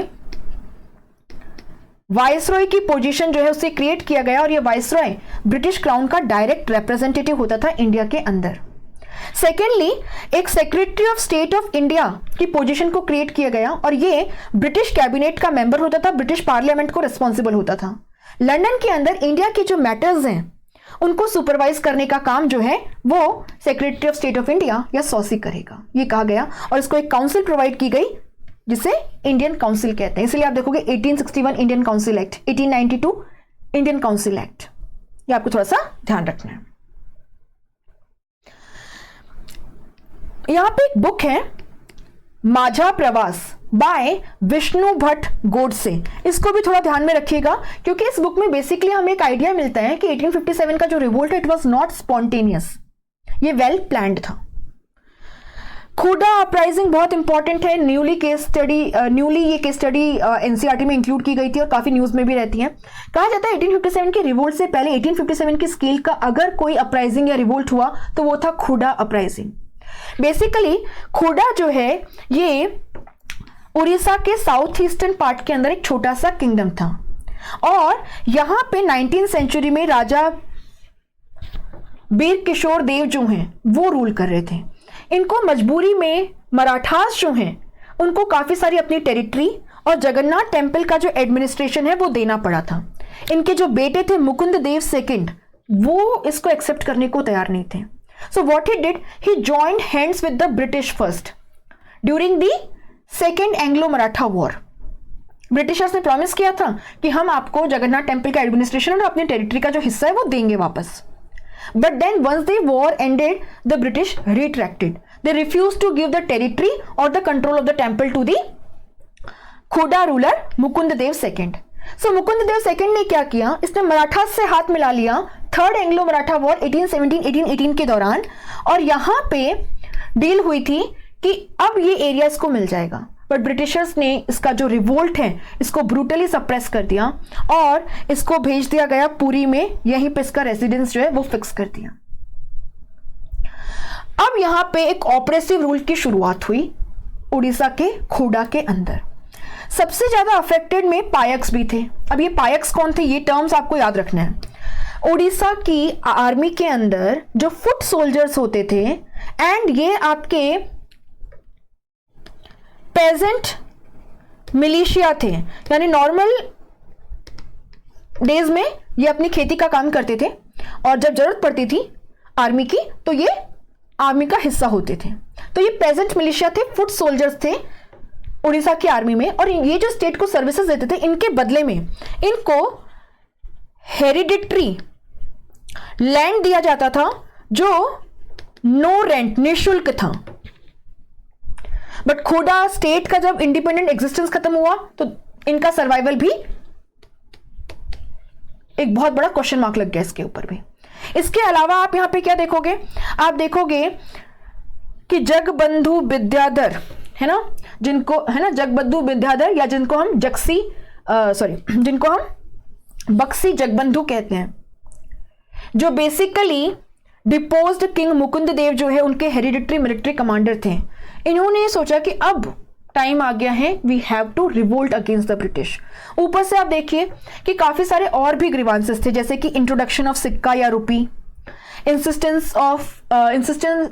on payment of revenue in the new currency, an unprecedented rise in the price of the foodstuff। इसके अलावा auction of the local estates in Calcutta and इससे एब्सेंटी लैंडलॉर्ड्स जो है बंगाल से वो उड़ीसा के अंदर आए। तो नई टाइप की करेंसी का इंट्रोडक्शन, फिर कहा गया कि इसी करेंसी में आपको रेवेन्यू पे करना है, फिर इन्फ्लेशन बहुत ज़्यादा है, कॉमन आदमी परेशान है, एंड एब्सेंटी लैंडलॉर्ड्स, क्योंकि जो पुराने लैंडलॉर्ड्स थे उनके लैंड को ऑक्शन कर दिया गया। इन सब से लोग बहुत परेशान थे, they revolted. This revolt was suppressed by the British, Mukund Dev submitted and ultimately आप देखेंगे जब 1825 में Raja of Khuda, he surrendered. The Britishers decided to adopt a policy of leniency, indulgence and forbearance towards the people of Khuda. Salt का price reduce कर दिया गया, police और judicial systems में नेसेसरी रिफॉर्म्स की बातचीत की गई, रेवेन्यू ऑफिसर्स जो करप्ट पाए गए थे उनको डिसमिस किया गया और जिन लैंड होल्डर्स का लैंड ले लिया गया था वो उनको रिस्टोर किया गया। रामचंद्र देव थर्ड, ये जो नया राजा था खुड़ा का, ये जगन्नाथ पुरी आ पाए और इनको पूरी टेम्पल जो है उसका एडमिनिस्ट्रेटिव राइट्स प्लस कुछ एरिया जहां का रेवेन्यू है ना कुछ 24,000 रुपीज था वो भी ग्रांट में दिया गया। तो खोड़ा अपराइजिंग भी बहुत इंपॉर्टेंट है, इसको थोड़ा ध्यान रखना। 6th चैप्टर जो है वो ब्रिटिश एजुकेशनल एफर्ट से डील करता है, civilising the native education, educating the nation. So Britishers का कहना था कि हम यहाँ पे केवल ट्रेड पर्पसेस से या पॉलिटिकल पर्पसेस से नहीं आए हैं, we have the white man's burden, we have to civilise the Indians. और इसके लिए education was a mood, but किस टाइप का एजुकेशन हो, किस लैंग्वेज में हो, ये एक बहुत डिबेटेबल इशू था। देयर वॉज वन ग्रुप जिसको हम कहते हैं orientalist. Orientalist group in general जो एंशिएंट लर्निंग सिस्टम है उसको काफी रिस्पेक्ट करता है, चाहे वो एशिया का हो चाहे वेस्टर्न कंट्रीज का हो। इस ग्रुप का कहना था कि जो एंशिएंट लर्निंग सिस्टम है उन्हीं को कंटिन्यू रखा जाए। तो इंडियंस को संस्कृत में, पर्शियन भाषा के अंदर जो लिटरेचर है या पोएट्री है उसी तरीके से पढ़ाया जाए, लोकल लैंग्वेज के अंदर। वो अलग हो सकती है बट इंफीरियर नहीं है। साथ ही साथ में ये ग्रुप बिलीव करता था कि इंडिया की जो सेक्रेट टेक्स्ट हैं या जो सेक्युलर टेक्स्ट हैं उनको पढ़ा जाए, इंडियन कल्चर को समझा जाए और इंडियंस के दिल में जगह बनाई जाए, तभी हम इनको रूल कर सकते हैं। इंडियंस के लिए भी ये टाइम है कि वो अपनी पास्ट ग्लोरी को समझें और इसमें बिलोंग करते हैं एक विलियम जोन्स।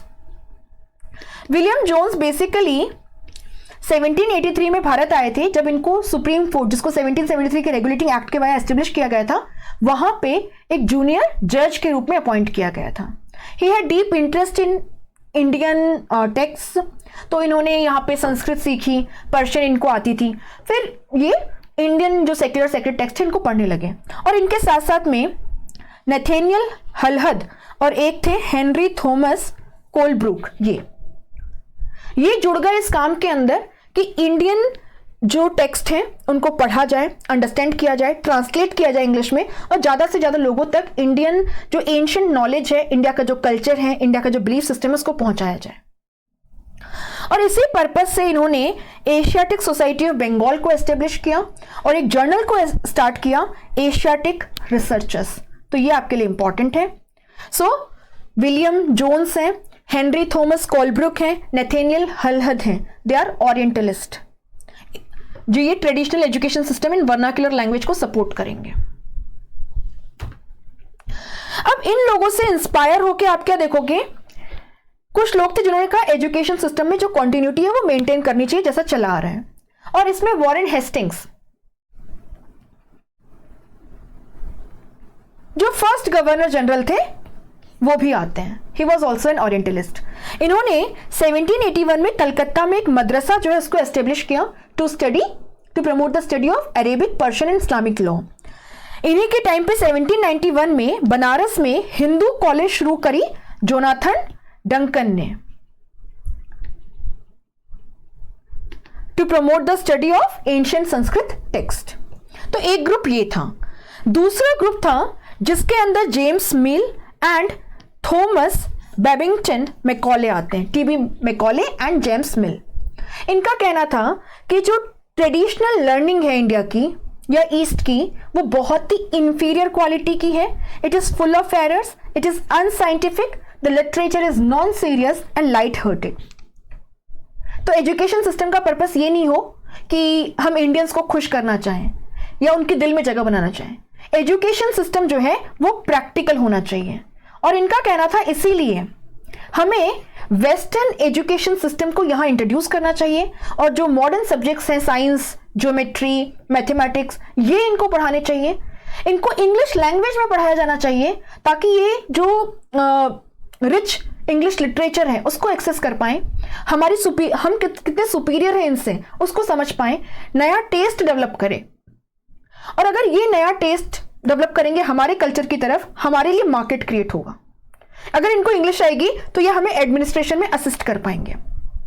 साथ ही साथ में मेंटल कॉलोनाइजेशन का प्रोसेस भी चलता रहेगा। सो इनका कहना था एजुकेशन शुड बी प्रैक्टिकल।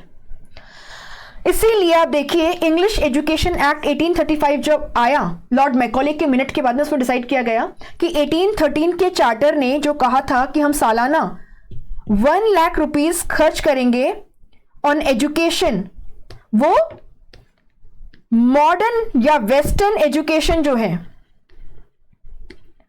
उस पे खर्च किए जाएंगे इंग्लिश लैंग्वेज में, और वो भी केवल हायर एजुकेशन पे। और यहीं पे आपको देखने को मिलेगा डाउनवर्ड फिल्ट्रेशन थियरी भी, जहां कहा गया कि हम तो हायर एजुकेशन दे देंगे और जो हायर एजुकेशन लेंगे उनका ये काम है कि वो इस नॉलेज को नीचे की तरफ लोगों तक पहुंचाएं। सो मास एजुकेशन की रिस्पॉन्सिबिलिटी स्टेट ने अभी नहीं ली थी। इसमें वुड्स डेस्पेच बहुत इंपॉर्टेंट है। सो 1854 में डलहौजी के टाइम पे चार्ल्स वुड जो कि बोर्ड ऑफ कंट्रोल के प्रेसिडेंट थे, उनका एक डेस्पेच आया और उसमें भी आप देखिए यूरोपियन लर्निंग सिस्टम जो है इसको सपोर्ट किया गया था। ये भूलिएगा मत, इसको हम Magna carta of English education in India कहते हैं।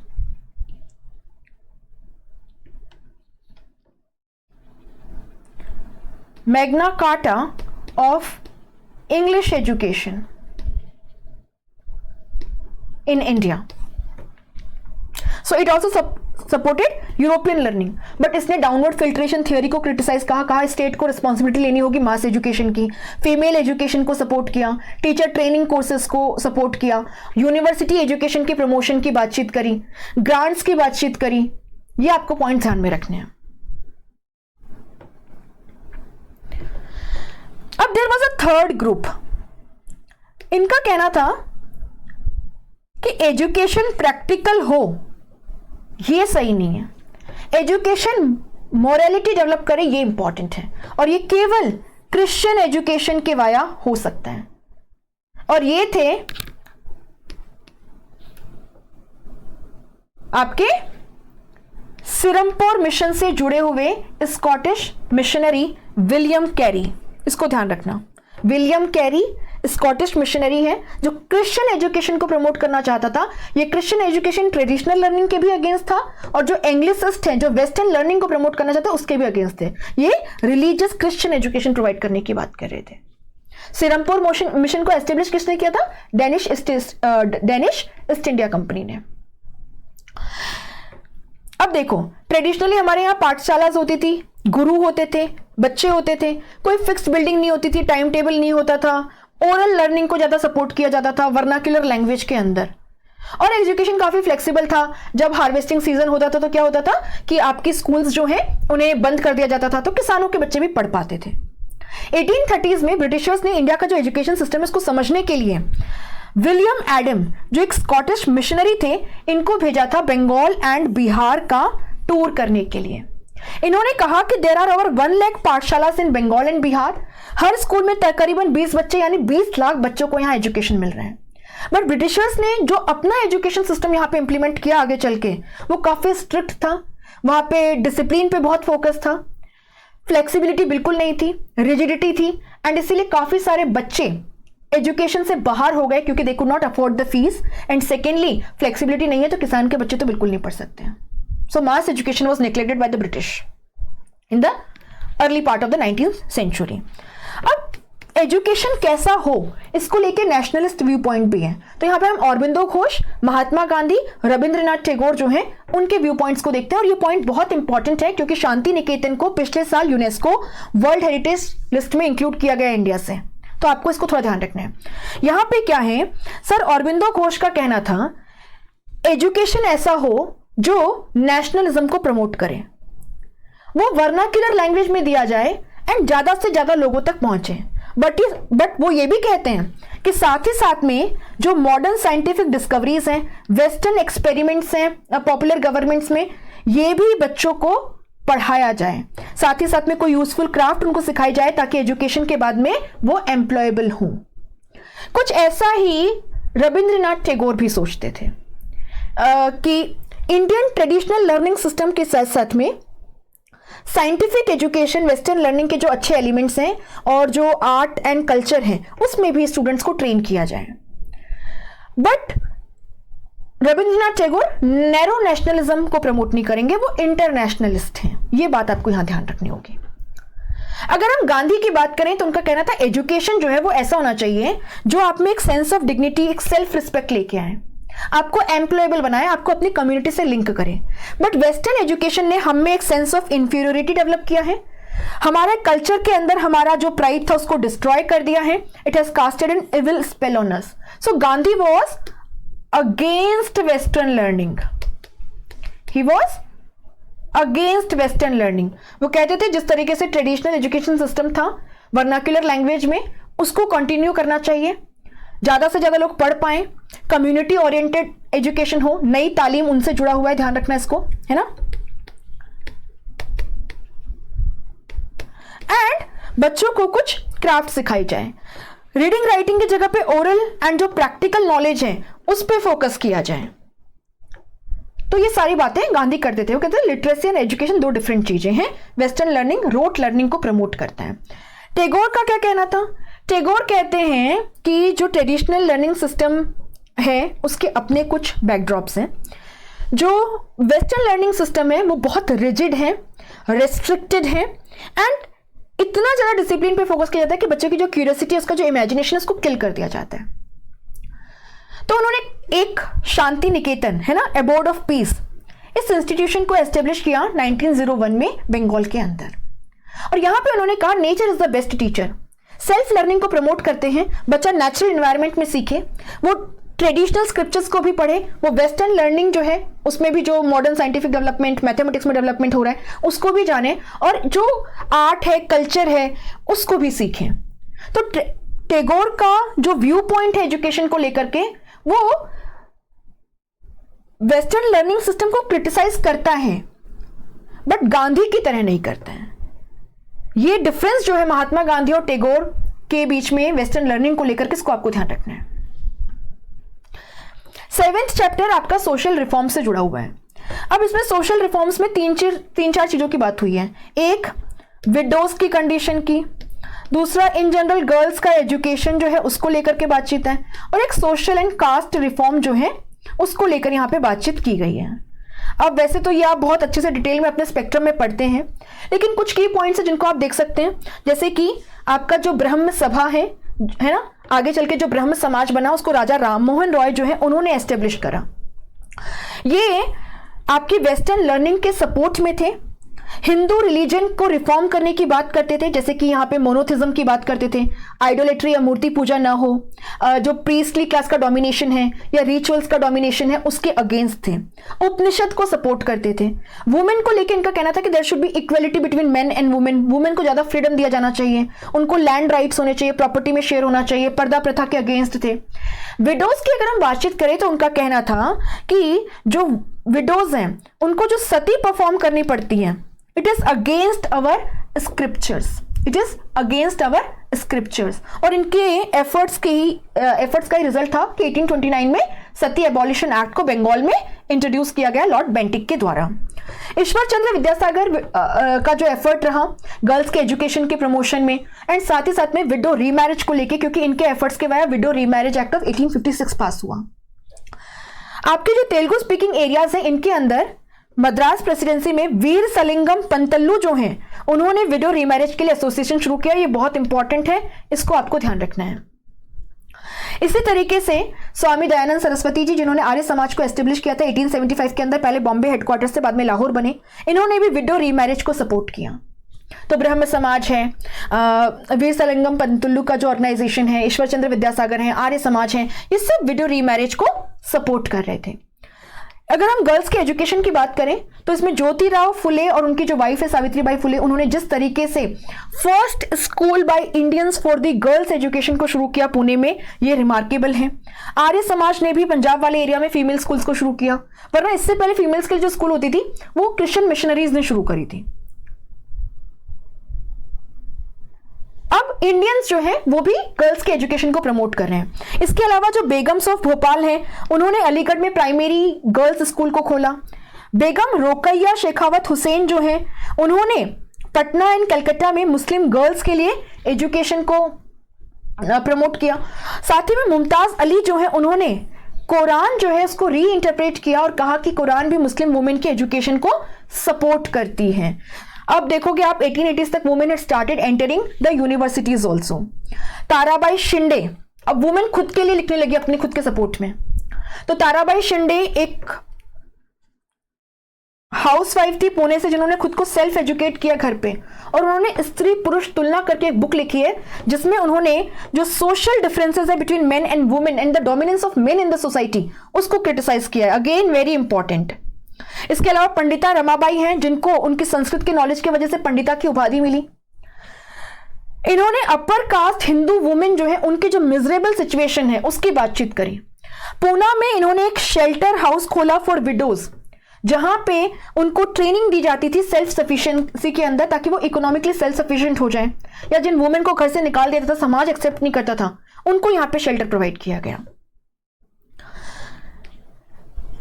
Child marriage was another problem. अगर हम सोशल प्रॉब्लम्स में देखें तो चाइल्ड मैरिज रिस्ट्रेंट एक्ट आया 1929 के अंदर, और इसके आया कहा गया कि 18 साल से कम उम्र के जो लड़के हैं या 16 साल से कम उम्र की जो लड़की है वो शादी नहीं कर सकती हैं। ये आपको ध्यान रखना है। अब धीरे धीरे करके क्या होने लगा, अर्ली 20th सेंचुरी के अंदर वुमेन जो हैं दे started demanding not only equal rights at home, है ना, they also started promoting the cause of री marriage for the women, they started promoting education, educational cause of the women, they started demanding equal voting rights, better health care। ये आपको थोड़ा सा ध्यान रखना है। सोशल रिफॉर्म्स में हमने राजा राममोहन राय की बातचीत करी कि किस तरीके से उन्होंने ओल्ड बुद्धिस्ट टेक्स्ट जो है उनको कोट किया और कहा कि कास्ट में जो डिस्क्रिमिनेशन होता है it is against our scriptures. प्रार्थना समाज जो है उसने भक्ति ट्रेडिशन को फॉलो करते हुए कहा कि there should be equality among all the caste. Paramhansa Mandali Bombay में 1840 में एस्टेब्लिश हुई और ये एबॉलिशन ऑफ कास्ट की बात करती है, इसको आपको बहुत अच्छे से ध्यान रखना है। एंड रामकृष्ण परमहंस जो मूवमेंट है उससे इसको कंफ्यूज नहीं करना है। परमहंस मंडली बॉम्बे 1840। और कुछ नॉन ब्राह्मण कास्ट जो हैं जो शूद्र नहीं है ना, या शूद्र हैं, लो मानी जाती हैं, उनके अंदर से भी लोग आए, उन्होंने अपनी कास्ट का रिफॉर्म तो करना चाहा। जैसे कि मान लीजिए कोई पर्टिकुलर कास्ट जैसे इजावाज हैं, वो मीट खाते हैं, लिकर कंज्यूम करते हैं, अनहाइजीनिक कंडीशंस में रहते हैं, तो उन्होंने अपनी कास्ट के लोगों से कहा कि एक इंटरनल रिफॉर्म जो है वो बहुत जरूरी है।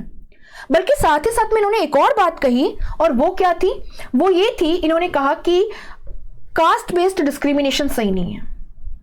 We all humans have only one caste, that is human. तो इनमें कौन कौन है, नॉन ब्राह्मण कास्ट ने जो कास्ट बेस्ड डिस्क्रिमिनेशन के अगेंस्ट वॉइस उठाई, तो एक है सतनामी मूवमेंट सेंट्रल इंडिया में घासीदास का, जिन्होंने बेसिकली लेदर वर्कर्स के अंदर काम किया उनको इक्वल सोशल स्टेटस दिलाने के लिए। ईस्टर्न बंगाल के अंदर हरिदास ठाकुर मटुआ जो है उन्होंने चंडाल कल्टीवेटर्स को इक्वल स्टेटस दिखाने के लिए काम किया। केरला में श्री नारायण गुरु ने इजावा कम्युनिटी, जो एससी कम्युनिटी है, टोडी टेपर्स थे, उनको इक्वल राइट्स दिलाने के लिए काम किया।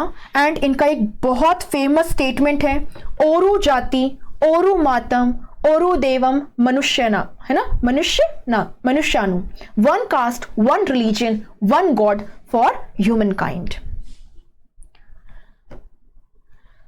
ज्योतिबा फुले माली कास्ट से आते थे महाराष्ट्र की, जो अब ओबीसी में आती हैं। इन्होंने गुलामगिरी या स्लेवरी नाम की एक किताब लिखी है, जिसमें इन्होंने इंडिया के अंदर जो अनटचेबल्स हैं उनको कंपेयर किया है ब्लैक्स इन अमेरिका से। और अमेरिका सिविल वॉर के बाद उन्होंने ये किताब लिखी थी, 10 साल बाद में, 1883 के अंदर। तो इन्होंने इसके अंदर क्या कहा है यहाँ पे, बट डेट चेक कर लेते हैं। इन 1873 है, अमेरिकन सिविल वॉर 1863 में था, ये चेक करना। तो 1873 में इन्होंने ये किताब लिखी। इन्होंने इसमें कहा कि blacks fought for their own cause and now slavery has been abolished in America।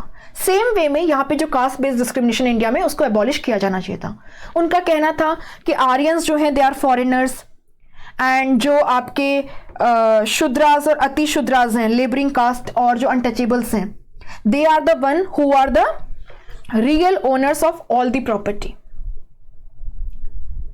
तो इनका जो राजा राम राजा बाली वाला डिबेट है वो एक है ना।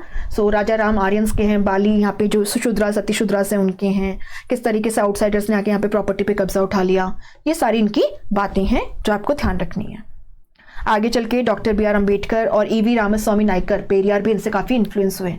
अम्बेडकर का जो महाड सत्याग्रह है, जहाँ पे टेम्पल टैंक से पानी जो है वो दलितों ने पिया, जो उनके लिए फॉरबिडन था, या आगे चल के 1930 में उनका जो कालाराम सत्याग्रह है, टेम्पल एंट्री मूवमेंट का हिस्सा था, वो आपको बहुत अच्छे से पढ़ लेना है, काफी इंपॉर्टेंट है।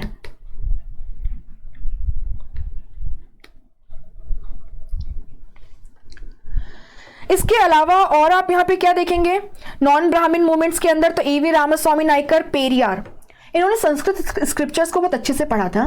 कांग्रेस को ज्वाइन भी करा, बट जब इन्होंने देखा कि कांग्रेस के खुद के जो मेंबर्स हैं वो कास्ट डिस्टिंक्शंस को फॉलो करते हैं, तो उन्होंने कहा ये ब्राह्मण पार्टी है। ही रिजाइन फ्रॉम कांग्रेस एंड 1925 के अंदर इन्होंने सेल्फ रेस्पेक्ट मूवमेंट की शुरुआत करी। इन्होंने कहा रिलीजन जो है वहां से अनटचेबिलिटी एंड इनइक्वालिटी आती है, तो there should be no religion. Those who believe in religion they are fool, and those who talk about the high, है ना, they talk about the superiority of God, they are scoundrels. इन्होंने कहा कोई ritual करने की जरूरत नहीं है, वुमेन हैं या जो दलित हैं, जो नॉन ब्राह्मण कास्ट के लोग हैं, they should focus on their secular objectives, independence and self sufficiency, then only you can raise your standard. अब ये जो रिफॉर्म मूवमेंट है, इनके अगेंस्ट कुछ ऑर्थोडॉक्स ऑर्गेनाइजेशंस भी आए, जैसे सनातन धर्म सभा, भारत धर्म महामंडल इन द नॉर्थ एंड ब्राह्मण सभा इन बंगाल। ये लोग रिफॉर्म्स के अगेंस्ट थे। दे वर सेइंग कि कास्ट डिस्टिंक्शंस जो हैं they are cornerstone of Hinduism and they are sanctified by our scriptures only. बाकी कई सारे और भी सोशल रिफॉर्म मूवमेंट्स यहाँ मेंशन्ड हैं, हम ब्रीफली देख सकते हैं, जैसे कि हेनरी विवियन डेरेजियो का यंग बंगाल मूवमेंट, स्वामी विवेकानंदा का रामकृष्ण मिशन, 1867 में बॉम्बे में प्रार्थना समाज, 1864 में मद्रास में ब्रह्म समाज से इंस्पायर्ड वेद समाज, 1875 में सर सैयद अहमद खां जो हैं उन्होंने अलीगढ़ मूवमेंट शुरू किया, एंग्लो ओरिएंटल मोमेडन कॉलेज जो है अलीगढ़ में उससे, जहाँ पे मुस्लिम्स में वेस्टर्न लर्निंग को प्रमोट किया गया। बट सर सैयद अहमद खां का वुमेन को लेकर के एंड वुमेन के एजुकेशन को लेकर के जो रवैया था वो कंजर्वेटिव था, क्योंकि वो कहते थे कि वुमेन जो है they should be taught within the confines of their home by home tuition teachers। Singh Sabha movement, ये सिख रिफॉर्म ऑर्गेनाइजेशन था जो आपको शुरुआत में देखने को मिलता है अमृतसर में एंड फिर लाहौर के अंदर। सिखिज्म में जो भी सुपरस्टिशंस है, कास्ट बेस्ड डिस्टिंक्शंस हैं, जो ऐसी प्रैक्टिसेस थी जिनको नॉन सिख माना जाता था, ये उन सबका सफाया करना चाहते थे। They wanted to rid Sikhism of superstitions, caste distinctions, practices seen by them as non Sikhs. They wanted to educate the Sikh and combine the Sikh learnings with modern education also. जो खालसा कॉलेज है अमृतसर के अंदर, इसे 1892 में सिंह सभा मूवमेंट के रूप में ही एस्टेब्लिश किया गया था, इसको ध्यान रखना। अब आपका लास्ट चैप्टर आता है the making of national movement 1870 से 1947। इसमें establishment of Congress, moderate phase of national movement, extremist phase of national movement, Gandhian phase of national movement and achievement of independence, इन सब की बात की गई है। ये आप स्पेक्ट्रम में बहुत अच्छे से पढ़ते हो, राइट। आपको यहां पे बस इतना ध्यान रखना है कि 1857 का रिवोल्ट हुआ। कुछ इंपॉर्टेंट पॉइंट जो मैं फटाफट से बता देती हूँ। 1857 का रिवोल्ट हुआ। अब ये जो रिवोल्ट है, इसके बाद में 1858 का एक्ट आया एंड क्वीन विक्टोरिया का प्रोक्लेमेशन आया, जिसने इंडियंस को कुछ होप दी, स्पेशली जो इंटेलेक्चुअल क्लास है उसको। 1861 का काउंसिल एक्ट आया, इसने इन होप्स को थोड़ा शैटर कर दिया।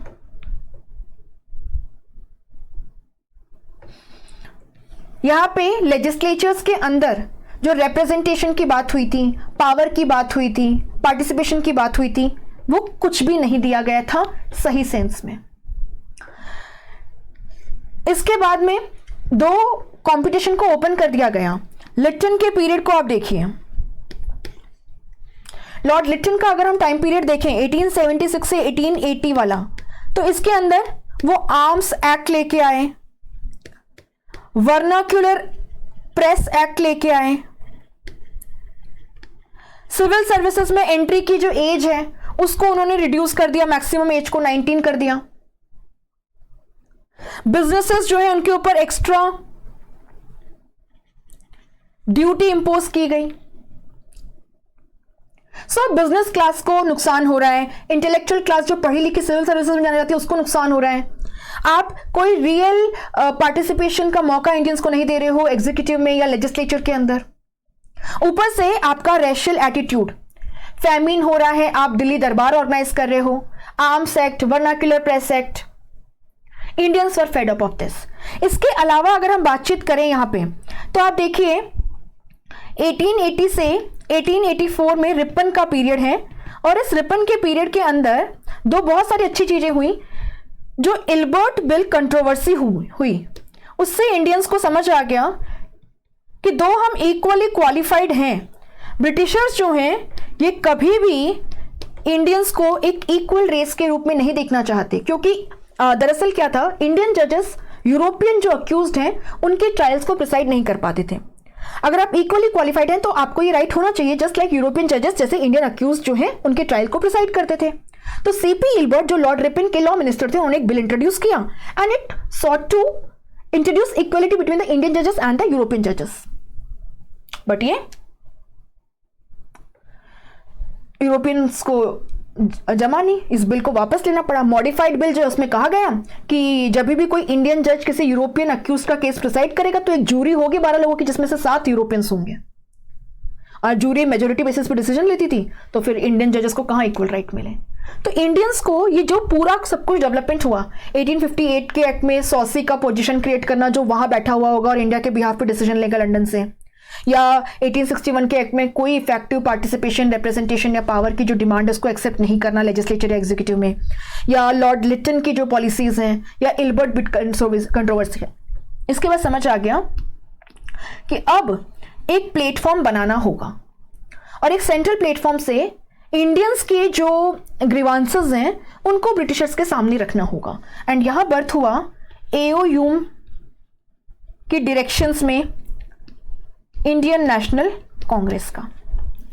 इसके बाद आप देखते हो 1885 से लेके, फटाफट से इसको देख लेते हैं, 1905 बंगाल के पार्टीशन तक मॉडरेट फेज चलता है, जहां पे within British overall control we wanted self governance, more participation, more respect for our rights. 3P method, prayer, petition, protest. But यहां पे 1892 का जो इंडियन काउंसिल एक्ट आया उसने कोई इफेक्टिव पावर ट्रांसफर नहीं किया। हाँ, एक रिप्रेजेंटेशन की शुरुआत हुई इनडायरेक्ट, बट इलेक्शन जैसा कोई टर्म यहां मेंशन्ड नहीं था। इसके अलावा 1905 में दो इंडियंस अपोज कर रहे थे, 1903 से ही बंगाल का पार्टीशन लागू कर दिया गया और यहां हमें देखने को मिला स्वदेशी मूवमेंट या आपका एंटी बंगाल पार्टीशन मूवमेंट या बंग भंग आंदोलन।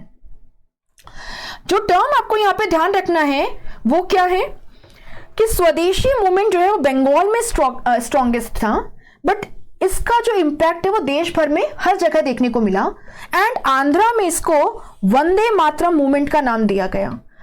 तो एग्जाम में अगर वंदे मातरम मूवमेंट लिखा है तो आपको पता होना चाहिए स्वदेशी मूवमेंट या एंटी बंगाल पार्टीशन मूवमेंट ही है। स्वदेशी मूवमेंट के बाद में जो इंपॉर्टेंट इवेंट्स हुए अगर हम उसकी बात करें तो आप देखोगे कि ऑल इंडिया मुस्लिम लीग का फॉर्मेशन, कांग्रेस के सेशंस हैं, बनारस सेशन 1905 का जहां पे स्वदेशी एंड बॉयकॉट को सपोर्ट मिला, 1906 का सेशन जहां पे स्वराज जो है उसको कांग्रेस ने अपने गोल के रूप में अडॉप्ट किया, वो सब आप पढ़ चुके हैं स्पेक्ट्रम में, मैं ये मान के चल रही हूँ, है ना, अभी जो एग्जाम देने वाले हैं।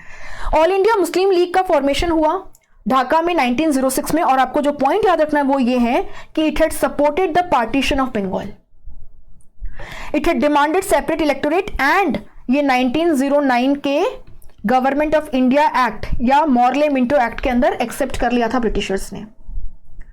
सो 1905 के बाद में इंडिया का जो नेशनल मूवमेंट है it turned towards extremism,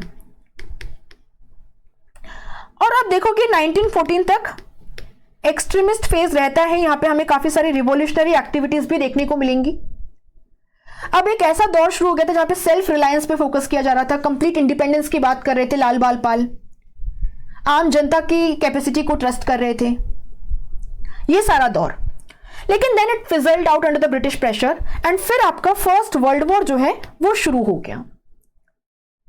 defence of India rules आ गए 1915 के, और अब कोई भी पॉलिटिकल एक्टिविटी ऑन ग्राउंड करना मुश्किल था। लेकिन फिर जो सिग्निफिकेंट इवेंट हुआ वो क्या था, एक मिनट, 1916 का लखनऊ सेशन, जहां पे जो मॉडरेट्स एंड एक्सट्रीमिस्ट सूरत में स्प्लिट हो गए थे वो साथ में आ गए, और आपका लखनऊ पैक्ट भी हो गया मुस्लिम लीग के बीच में एंड कांग्रेस के बीच में। अब आप देखिए जब फर्स्ट वर्ल्ड वॉर खत्म हुआ, we had expectations from the British, जो अगस्त डिक्लेरेशन आया था उसके अंदर भी यही बातचीत हुई थी कि हम चाहते हैं लॉन्ग टर्म में इंडिया में एक रिस्पॉन्सिबल गवर्नमेंट एस्टेब्लिश हो, सेल्फ गवर्नेंस हो। सो जब मॉन्टेग्यू चेम्सफोर्ड एक्ट आना था, we had huge expectations, but यहाँ पे कोई भी सब्सटैंशियल पावर ट्रांसफर हमें नहीं किया गया था। ऊपर से गवर्नमेंट रॉलेट एक्ट जो है वो लेकर के आ गई थी, जिसके वाया जो बेसिक फ्रीडम के नोशंस होते हैं उनको वायलेट किया गया था। अगर आपको स्टेट को लगता है कि आपने कोई ऐसी एक्टिविटी की है जो सेडिशियस है, जो ब्रिटिश गवर्नमेंट के इंटरेस्ट के अगेंस्ट है, तो आपको जेल में डाला जा सकता था without trial for 2 years। You could be imprisoned for 2 years without trial.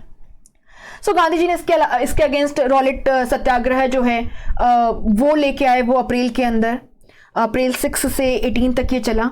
उसके बाद में आप यहाँ देखोगे सत्याग्रह सभा जो है वो ऑर्गेनाइज की गई, और गांधी ने यहाँ पे होम रूल लीग के जो लोग हैं उनको भी, जो वॉलंटियर्स हैं उनको भी शामिल किया अपने सत्याग्रह के अंदर, रॉलेट सत्याग्रह के अंदर, जो फर्स्ट ऑल इंडिया सत्याग्रह था गांधी का।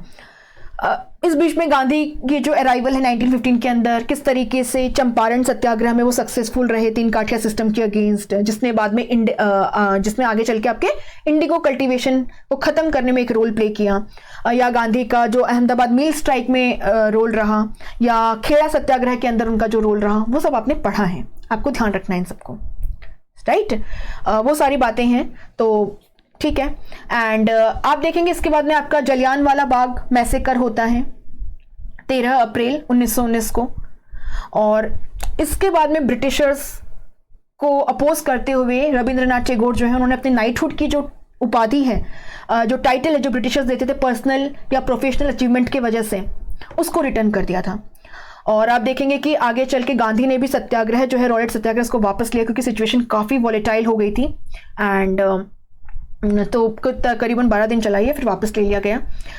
और फिर इस टाइम पे खिलाफत इशू आ गया, फिर खिलाफत एंड नॉन कोऑपरेशन मूवमेंट शुरू हुआ। सो ये सारी बातें आपको ध्यान रखनी है किस तरीके से 1920 से 22 तक आपका नॉन कोऑपरेशन एंड खिलाफत मूवमेंट जो है वो चलता है। इसमें जो इंपॉर्टेंट इवेंट्स हैं, सो इसमें आपको ध्यान रखना है कि अकाली दल मूवमेंट भी नॉन कोऑपरेशन मूवमेंट का ही हिस्सा था, जहाँ पे जो करप्ट सिख महंत हैं जिनके कंट्रोल में गुरुद्वारा आ गया था, और ये सिख महंत ब्रिटिशर्स के लॉयलिस्ट थे, इसके अगेंस्ट सिख कम्युनिटी प्रोटेस्ट कर रही थी एंड दे वर सक्सेसफुल। 1925 के अंदर गुरुद्वारा का जो कंट्रोल है वो शिरोमणि गुरुद्वारा प्रबंधक कमेटी को दे दिया गया। तो ये सब चल रहे हैं। फिर इसके बीच में आप देखो कि कम्युनिस्ट पार्टी ऑफ इंडिया को एस्टेब्लिश कर लिया गया 1925 में कानपुर के अंदर। कम्युनिस्ट पार्टी के अलावा आप देखोगे कि इस पीरियड में आपको सोशलिज्म की वेव देखने को मिलेगी 1920s के अंदर। आपको यहाँ पे आपको देखने को मिलेगा कि नेहरू हैं, सुभाष हैं, है ना। सो नेहरू जी हैं, सुभाष चंद्र बोस हैं, इनका इंपॉर्टेंस बढ़ जाएगा नेशनल मूवमेंट के अंदर। So they are leftist, they were socialist. And आप यहाँ पे देखेंगे कि इसके अलावा प्रेजेंट क्लास नेशनल मूवमेंट से जुड़ जाएगी, आपकी लेबर क्लास नेशनल मूवमेंट से जुड़ जाएगी। एक और चीज़ थी, 1920 से 1930 के बीच में कम्युनलिज्म जो है वो बहुत ज़्यादा बढ़ गया था। तो 1925 में आरएसएस का फॉर्मेशन, 1934 में मुस्लिम लीग को रीऑर्गेनाइज किया जिन्ना ने, and it became more communal. तो ये सब कुछ हम देख रहे हैं। उसके बाद में आप देखते हैं कि 1930 में 6 अप्रैल 1930 को सॉल्ट मोनोपोली एक्ट को वायलेट करके गांधी जी ने सिविल डिसोबीडियंस मूवमेंट को शुरू किया, जो 1934 तक चलेगा। ये सिविल डिसोबीडियंस मूवमेंट किस किस पार्ट में कौन कौन लीडर चला रहा था ये आपको ध्यान रखना। जैसे कि वेद अरण्यम सत्याग्रह राजाजी जो हैं, सी राजगोपालचारी, वो लीड कर रहे थे।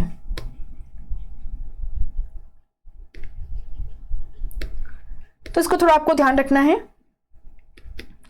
सिविल डिसोबीडियंस मूवमेंट के बाद में आप देखेंगे जो रिजल्ट रहा वो क्या था कि government of India act of 1935 आया, जिसे हम मिनी कॉन्स्टिट्यूशन भी कहते हैं, क्योंकि हमारे कॉन्स्टिट्यूशन के बहुत सारे प्रोविजंस यहां से बोरो किए गए हैं और यहां पे प्रोविंशियल ऑटोनॉमी की बातचीत की गई थी।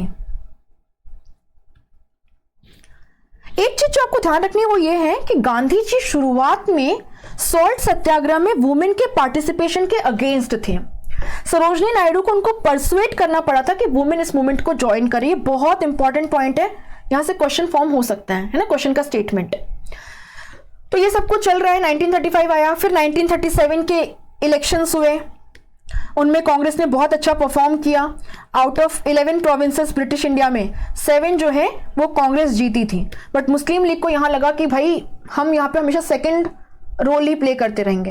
यूनाइटेड प्रोविंसेस में वो चाहते थे कांग्रेस के साथ में मिलकर गवर्नमेंट बनाए, कांग्रेस ने मना कर दिया कि आप कम्युनल पार्टी हो, हम आपके साथ एसोसिएशन नहीं चाहते हैं। तो 1920-30s में जो कम्युनल इवेंट्स हुए, 1937 के इलेक्शन का रिजल्ट, कांग्रेस ने जब कहा कि हम आपके साथ में काम करने को तैयार नहीं है, मुस्लिम लीग और ज्यादा कम्युनल होती गई। और 1940 में आप देखोगे लाहौर सेशन में मुस्लिम लीग ने एक रिजोल्यूशन पास किया, जहां कहा गया कि जो मुस्लिम मेजोरिटी प्रोविंसेस है वेस्ट में और ईस्ट में, इनको आप ऑटोनॉमी प्रोवाइड करें। बट ध्यान रखना यहां पे पार्टीशन या पाकिस्तान का मेंशन नहीं था 1940 के रेजोल्यूशन में। पाकिस्तान की डिमांड 1943 में फॉर्मल तरीके से रखी जाएगी। अब क्या हुआ, 1939 में सेकेंड वर्ल्ड वॉर शुरू हो गया, कांग्रेस मिनिस्ट्रीज ने रिजाइन कर दिया। उसके बाद में हम देखते हैं कि किस तरीके से आपका ऑगस्ट ऑफर या लिथगो ऑफर ऑफ 1940 आया। गांधी जी ने इंडिविजुअल सत्याग्रह शुरू किया क्योंकि कंप्लीट इंडिपेंडेंस की डिमांड को मानने को कोई तैयार ही नहीं था।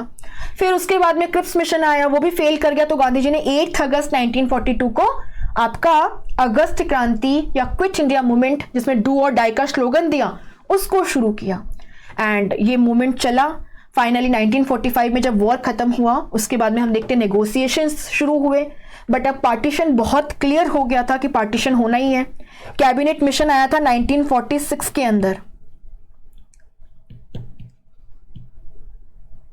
एवी Alexander, Pethick Lawrence and Stafford Cripps, और ये चाहते थे कि इंडिया यूनाइटेड रहे, प्रोविंसेस जो हैं उन्हें हम ऑटोनॉमी प्रोवाइड कर देंगे, बट मुस्लिम लीग और कांग्रेस किसी एक पेज है ना, they could not come on the same page. Ultimately partition happened. आपने स्पेक्ट्रम में अच्छे से डिटेल में इसको पढ़ा है।